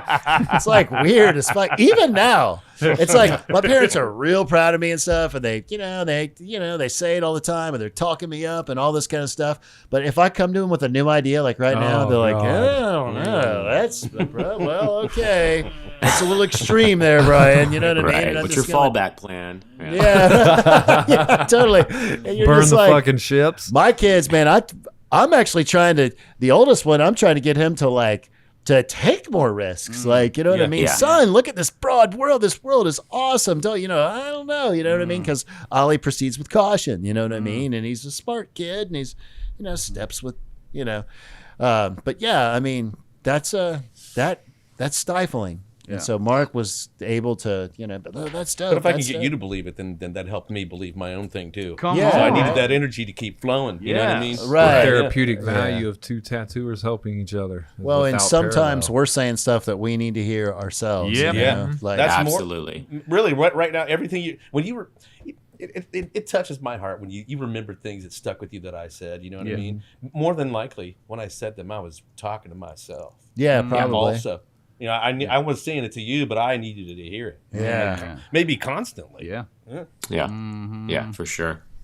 I've been watching your face, Mark, when they're blessing you and bringing this up, and I can just see like joy and peace from it. Yeah. Yeah, even yeah. like no smart remarks or nothing cheeky or nothing comes to mind. I'm just soaking it in. Yeah. And I What am I appreciate going to it say about that? Yeah. because that's helping me. This whole time, I've been feeling like this big, right? Like just the little baby, and I'm appreciating it and like seeing you do that and reflect and just bask in it and just let it happen is starting to prove to me that like, well, I mean, I ain't little. Like I'm at this table for a reason, you know. So it's helping me become Pass more it of who along. I'm supposed to be. Pass it to somebody. Come on. Well, yeah. Come on, man. It's just Thank like you. energy that you're holding. You know what I mean? Like I never owned anything I've ever had. Like truly, it's just like some shit that I get to have. You know, I mean, for a second, like you know what I mean? Whether it's Yeah. money or, I mean, you know, I had a couple handfuls of old cars. You know, at like one time, I still have almost a handful of one. You know, and it's like, but I never drive them or nothing. It's just some shit you know, it passes through your life, man. Like Yeah. money. You've got 100,000 now. You spend it all. You might get some more. You might not. But these, like Mark never did it for money, because if he did it for money, he wouldn't be talking about what he's talking about now. No. And what's really funny is now like charging big money for tattoos. I remember, I think Guy was the first person that I heard that was like $250 an hour or some shit. This was back in the 90s, and everybody was like, "Oh my God, can you believe that? I would never pay $250 an hour." And now there's a ton of great tattooers that are charging $250, $350 an hour, more than that, $500 an hour. Yeah. And like, so at the end, good too. Yeah. What's that? So that feels good too. Yeah, and it's really cool, and a lot of people hate on it. And at first, I was just like, well, maybe I should give an honest day's work for an honest day's pay. But what is an honest day's pay when you are when you're like one of a bazillion people that's capable of doing the craft that you're doing, to the level that you're doing it? So, but I still think that the people who, this is ironic, the people that get paid the most are the ones that probably don't care about it, that money the most. They've cared more about that craft and that experience and what they were doing right then. Those are the people that everything just gravitates toward them. Everybody else is going, how dare they soak up all of that money and all of that business? And it's like, they're not even thinking about that. They're just thinking about trying to make something awesome. The money just keeps floating. Everybody forgets about the client. And like more times than none, if you don't charge a client enough, they don't appreciate it as much either. You know, I've totally seen that. They have to earn it, and if you charge them what you're worth, you know what you're worth, and you charge them what you're worth, and they know that, they reciprocate that, they love it more. I'm not proud of a $400 car that I bought. Right. right. I'm not. It didn't. You know, I didn't work hard for the. You know, like now, if I bust my ass for 10 years and I buy a Maserati, I'm going to be proud of that motherfucker. Come on. Yeah, that's it. I don't want to have a discount Maserati. That's it. I want the real thing. That's right. That's right. So well done. I want the real Josh Carlton. That's right. The real one. That's right. I was the same way, all though. of Like, him. Yeah. You know, I didn't raise my prices. I was very much with Brian, and it took Matt's, you know, talking to me and kind of like waking me up to show me like to get my worth. And I've noticed, I've said this on the other podcast, I have a completely different kind of clientele now. They don't even really ask me what it's going to be. They know that I'm at this level, and that's what it just costs what it costs. Yeah. And and like Brian said, it just keeps on coming. You know, just keep on. I find myself sometimes I still have somewhat of a sliding scale depending on who I'm working on, because if I'm, you know, we meet halfway and I like what their vibe is about what the work is or what I'm doing, or if I just sense that they can't afford what it is that I'm putting down and I still want to give that to them. Yeah. I just bend the rules and do it.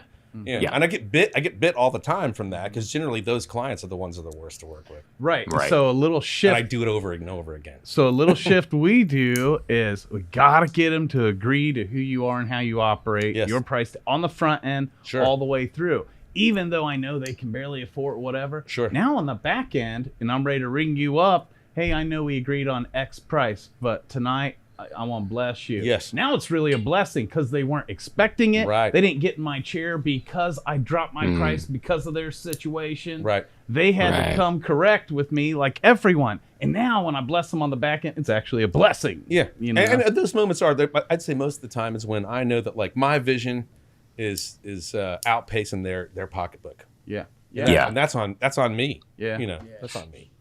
Yeah. Man, I've fallen guilty to that because like I've like never like I've let like probably a half a decade at least go unchecked as far as price hookups go, because my business always made me plenty of money. So it was like I didn't, you know what I mean? I'm like, I'm just in here tatting for the fuck of it. So it's like, and I would hook up like first responders when all that defund the police crap happened. I was hooking police up. You know what I mean? Like when like, you know, the COVID came through, you know, anybody who was a fireman or first responder, you know, those types of guys, you know, I was always hooking them up. But then it's like really weird though, because I would find myself booking up and I'm going, man, like, I don't really even want to do half the tattoos that they want me to do on them. Not that like they're not great people and all that kind of stuff, but you know what I mean? It's hey Josh, when did you start, you said it wasn't until you met Matt actually that you started to operate the way you operate now? Well, it wasn't until I started the podcast. Which was when was that? It's been about a year ago. So so you being who you are, doing the kind of work that you did, was working at discount rate until last year. I was. I really was. That's and awesome, I started man. kind of talking a little bit of crap about somebody that I felt like was charging too much, and Matt broke it down for me, and it just made complete sense. And I felt almost like he dared me to try it, you know what I mean? And I was kind of wanting to prove to him that he was wrong, and I was wrong. Yeah, You know, that's awesome. So, I think once you go down that path and you're coming from that place, I tell my guys this too. Like, if you go in like you're working at some ghetto shop and your rent's not paid and your phone's going to get shut off, those guys are usually the ones to like all of a sudden these tattoos become $80, $60. They're so afraid they're going to say no that they devalue themselves and they just pawn their gift. They pawn it. You know, like if you get your shit together and you're relaxed and you don't maybe necessarily need the money that day, you're going to give them the right price. You know, and they're going to feel that. They're going to feel your confidence, and they're going to know that that's right, and they're everything's going to work out. That's the way they need to operate, no matter what. Even Right. if they ain't got their shit together. Even if they don't. That's the quickest way to get it together. That's right. Man. You know. I've hoarded myself out for too long. I didn't come this far to fucking go back into old behaviors and limiting beliefs, man. But this is why we need turned each me on other. to- I was just saying, Matt turned me on to it, but Hip had the anecdotal evidence that it works. And so between the two of them, I was like, well, fuck it. I'll try it. You guys are going to see. I was just so used to the way it was. I just love tattooing. It's like, this is enough money. But it really, when you look back at it, I was really selling myself short. I would be tattooing for 8 or 9 hours. And when you break it down, I was like, oh shit, I was really fucking screwing myself, you know? So it's been an interesting journey to get paid for what I believe I'm worth now. And my clients are happy and nobody questions it. I thought they would, but they don't. It's even more valuable to them now. Yeah. More than you know. Value on it. Like Well, that's than what you know. Kevin Road Trammel said. I was in the shop hanging out with him. He's such an awesome guy. He was booking a client for the last week of September, you know, because he does 5 big tattoos a week and squeezes small ones in whenever he can, and he was scheduling the end of September.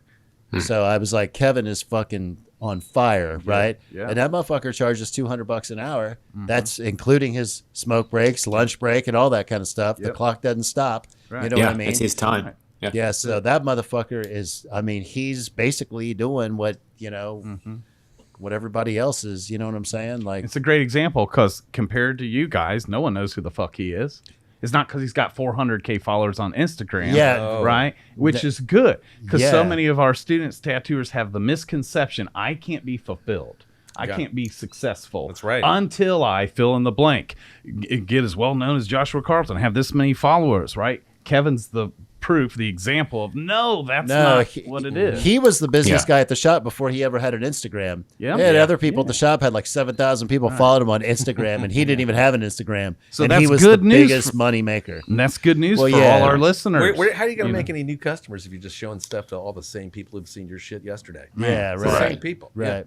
Man. It's building the relationship with the person in front of you and being That's able to it. sell yourself to that person, you know? That's it. But he does walk-ins, right? I mean, he does little tattoos. He does our bread and butter, what makes us tattoo. Yeah, it's what he makes does. us a tattoo artist. I mean, if he's in the middle of a tattoo, of course he can't. But, you know, if something, you know, if an appointment cancels or he's got a big break and something small that he can take on the spot, well, yeah, he will do it. You know? Like I'd say some of the guys in my shop that have they have a vision and they have, you know, where their art is going and how they want to be viewed.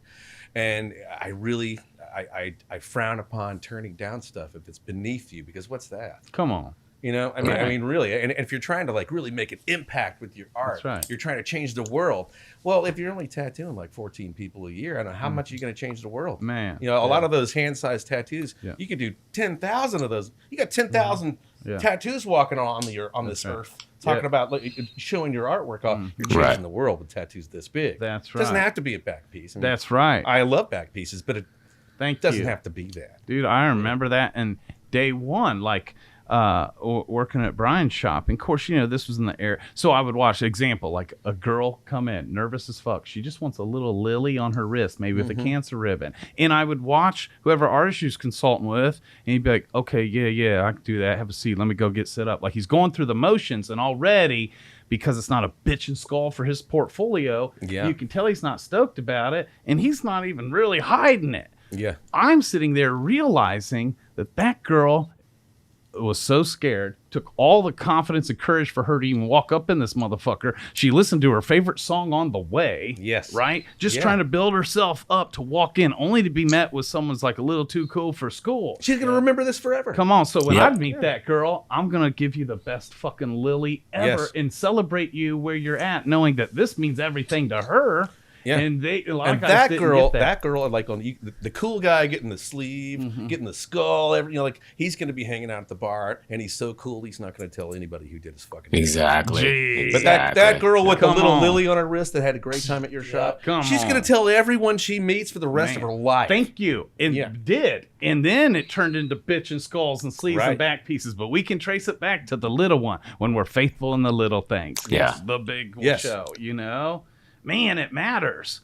But what's bigger than that tattoo is her and her why. Yeah. You know what I'm saying? I do more little tattoos, like even recently. I'm Yeah. on this thing right now, man. I feel like I'm rededicating myself to like smaller tattoos. Maybe I'm trying to be an example to my guys. Yeah. Maybe that's why. Yeah. Because I see them lacking in that area. So I'm like, you know what?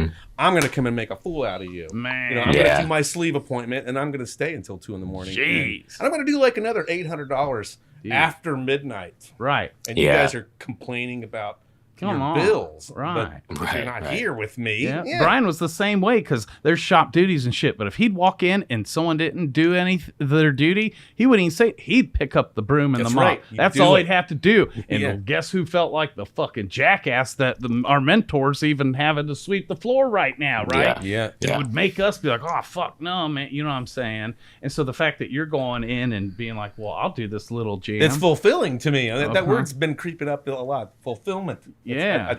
I'm finding it there. Man, and that's beautiful, man. And there's humility in that. Yeah, you're not going to find fulfillment if you advertise on the internet that your books are closed, but your weekly sales total was like $1,100.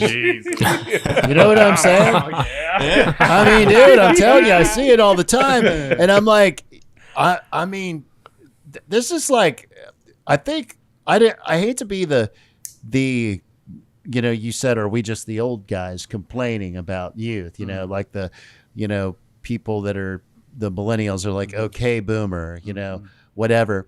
The boomers did have to like work through some crazy ass shit though. If you think about it, like, the thing is like that I don't believe that that's the case. We're not just the old guys complaining. Right. What the weird thing is now is everybody is okay with being fake. Yeah.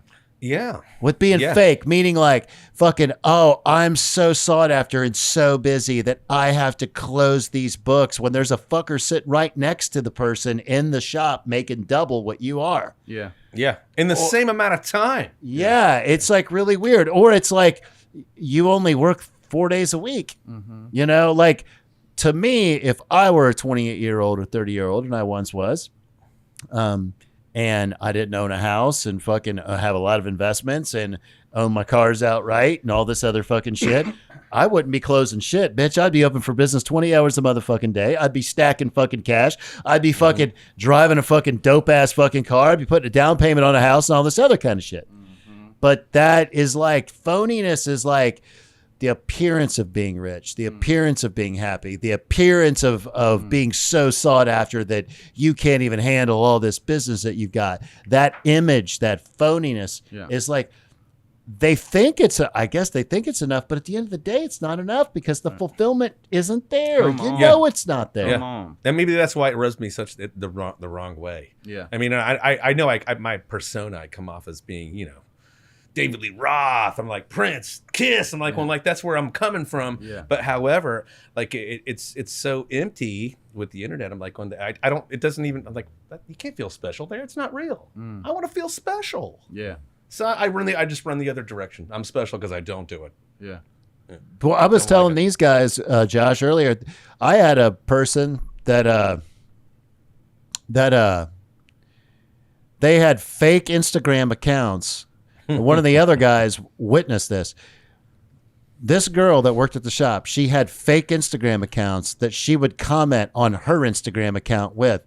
Oh, you're so beautiful, and oh, that your tattoos are wonderful, and blah, blah, blah, blah. It's like, and it's really weird. Like she was using this as a tool to make herself look and appear more important than she was. But Brian, and we can make fun of that, and we're all like, clutching our pearls. But like what you just pointed out is exactly how the industry works. It's not in a roundabout way. That's exactly. PR firms get paid to do just that. That's wild. Yeah. But see, that's not Just like that. that's not a real. Yes. That's not real. No. And even if that's like I mean, and at the end of the day, I think that her goal was to make herself busier, you know what I mean, to seem more sought after and all this. But it's like, man, like how Mark just said, that phoniness, I mean, that shit's just not real. It's not Like, you guys, authentic, like, and it's I hollow, and follow, you're like, gonna Joe feel it in Biden's your Facebook heart. page. Living like that. Follow You know? Joe Biden's Facebook page. No. Anybody? No. Do I follow the president's Facebook page? I follow No. it. Oh, I do. Yeah, he posts like 20 times a day. It's totally him. Yeah. Is it? It's not. No, There's somebody but posts- however, I follow because I want to keep track of everything, and like it's weird because like it's the same thing. It's like he's the most popular president in history. Yeah, and half of the people that are on there are like all they have is a profile picture. It's all bots. It's not real. Wow. It's not Oh, real. like all the And I'm like, people this that- isn't real. yeah. It's just like tattoo artists I know. Right. It's not real. Wow, that's unbelievable. I'm gonna throw in two other things, just like total shifting gears here. If you guys all right with that? Yes, sir. You know, for our listeners, for our viewers, there's more history here than what we've even disclosed on a personal level, because we've all come up together and we've all faced this thing called life, and the things in life that take so many people out that can like destroy or break up relationships forever.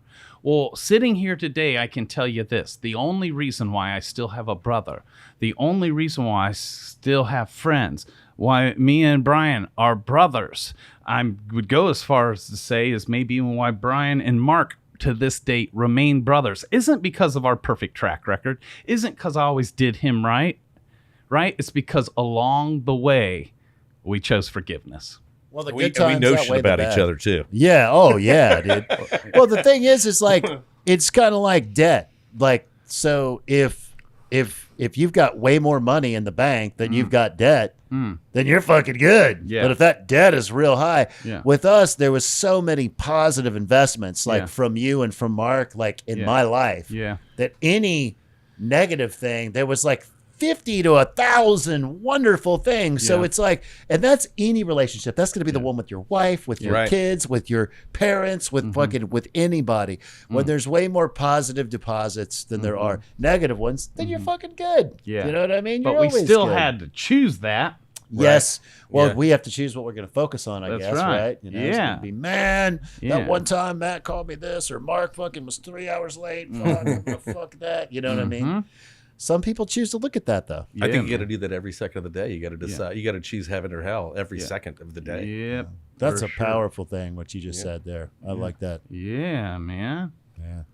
Yeah. That's awesome. And how lucky are we that we get to, we ain't got to, but we get to choose, still Absolutely. choose. Absolutely. You know? You're right. Yeah, You're man. definitely right. Yeah, I'm always thinking about how lucky I am to come from where I came from. I have no idea where my career would be without both of you. So thank you so much for that. And now newly, Matt and Hip, thank you guys for that. Like, Yes, you brother. know, It's really change- weird how it's all interconnected. It really is. I It didn't really think is. about that till you just said that. I didn't think about that. Because I knew him at one time in my life and you at a different time in my life. Yeah. You were together. And it's like, well, these are just two different guys. But holy shit, this connection is kind of crazy. We have like tattoo lineage here, don't we? I know it, and Totally. you're the fucking Totally. goat. You the motherfucking goat. If in this motherfucker, you know, Totally. huge. And I his don't legacy, think I would because make I'm sorry. I think that we have a delay. I keep interrupting you. that's okay. Yeah, you're. I was just talking about his lineage, because what this man has imparted to Mr. Brenner and is imparted to you has imparted to me that I impart to Hip, and Hip imparts to others. That's what I'm talking about. We're like The a impact clan. he's had, huh? We're a clan. Dude, it's the lineage. Yeah. We're so much a clan. I'm accused of running a cult up in my place. I love that. They can call my shit Kool-Aid. You know what I'm saying? What's wrong with that? But that I think is just your Pentecostal preachery way about yourself. Yeah. Though. You know what I mean? Yeah. The way you deliver, brother, and Yeah. my brethren. He does like, have you know what snakes I mean? with him right now. So Yeah, like- Okay, like- thank you. So for all our listeners, you've been listening to every episode and you're still on the fence if I'm fucking fake or not. these guys will tell you, because you feel like these are real motherfuckers, like spit and truth. They have been able to figure out that I am real and not fake. But I feel bad because friends of mine always has to go out in front of me and convince others that, right? I got to defend you all the time, yeah. I'm saying. Yeah, I love to defend you. Do you? I do. Oh, man. Shit. Well, Gosh. I think it's because like we know what it's like. I mean, we have that like I'm gonna call it your inner twat. Okay. And I don't like listen to that inner twat. Oh, no. But most dudes, I mean, more dudes these days too, man. That inner twat is just fucking talking loud in their ear, and then three twats get together, and it's like it's twat talk. You know what I mean? three It's like twats. Is that called a tweet? Yeah. 3 twats. yeah. So it's just nothing but three fucking queefs going on at the same time. Just fucking going, man. You know. So, but yeah. So that kind of shit. We all have that voice that and so you crush that shit, and then you can't stand it when motherfuckers come around talking like that because you're like, look, dude, I'm not fucking with your twatness. You know what I mean? And If I start believing it, I'm going to become a twat. Too. absolutely, totally, absolutely. And then I'll start hating on you for how much you charge on the internet. Before you know know what it, I mean? you'll be a cunt. Yeah, this guy charges something on the internet. Hip, how dare you charge as much as you charge for your tattoos? Right? At Isn't the that end of the weird how day, people get so mad about that. It's like, how dare you? And it's like, what the fuck does it matter to you anyway? You know? yeah. Well, I just think that like they never got to become the people they felt like that they wanted to become, That sucks. and somebody else did become that person, so they're pissed off. Sucks. You know what I mean? I had to do my own push-ups. Yeah. Right. That's right. Yeah. Mark, you touched on several things tonight, and I'm just going to read this quote here that sums it up. And it goes like this. I've read this before on the podcast, but it don't fucking matter. It's worth it, right? And this poured out of you tonight. Our deepest fear is not that we're inadequate. Our deepest fear is that we are powerful beyond measure. It's actually our light, not our darkness, that most frightens us. We ask ourselves, who am I to be brilliant, gorgeous, talented, fabulous? Actually, who are you not to be? You are a child of God. You playing small does not serve the world. There is nothing enlightening about shrinking so that other people won't feel insecure around you. Yeah. We were born to make manifest the glory of God that is within us. And it's not just in some of us, it is in everyone. As we let our own light shine, we consciously give other people permission to do the same. As we are liberated from our own fear, our presence automatically liberates others. Amen. You know? I feel like we should have all heads bowed and all eyes closed right now. Man. Well, you I don't know if you realize, but you almost quoted half of that in casual conversation. That's almost precisely what he said. That's right. And those are old. That's that's almost parable like. That's I'm sure there's just a gathering of stuff that means something to me. I don't even know if it's original to me, but I've heard it and I'm repeating it. So. Yes, brother. Well, and you've lived it and are living it. I feel that. Yeah. Yeah. Well, he is the Saint Marq. That's it. Yeah. That's it, man. It's awesome. Yeah, man. Good shit. That's the third time I've shared that on our show, isn't it, Josh? Yeah, it's awesome. But though. Really powerful. Yeah. Wow. But no one's ever come on here and it's just effortlessly poured out of them, almost for, you know. So yeah, I did not know that. So. Yeah, that's awesome, dude. Yeah, I don't listen to shit. Yeah. He rolls his sleeves. I don't listen to all those other shows. He rolls. If I'm not on it, I'm not listening. To be honest. Yeah. Well, you missing out, Mark. You are fucking missing out. No, that's awesome. Good shit, man. Good shit. Wow, they say time flies when you're having fun, and tonight has flown. Thanks a lot for having us. Yes. What an honor. Yeah. Thank you, gentlemen, for coming. Joining us, for sure, guys. Yeah. It's Moving back. Yes. Yeah. Moving back. It's gonna happen. I just gotta get everything planned out. I gotta make sure I find a good oncologist there, and just like once things are like really cleared up. Like I said, I had 11 spots. a month ago. I got 2 spots now, and they're stable. So Yes. I'm not cancer free, but I'm stable, and I'll fucking take that all day. Yep. As long as I can tattoo, I'm good. Yeah. Yeah. Absolutely. Yeah. Did you guys see that he started his own clothing line called Light the Path No. in the midst of all this? Yep. It's Yeah. doing well too. Yeah, I like the path. It's just about what we talk about. I've only got like 2 or 3 shirts so far, but they're selling really, really well. I'm actually going to collaborate with Robbie Ripple on a shirt pretty soon. Nice. Fuck It's gonna yeah. be pretty cool.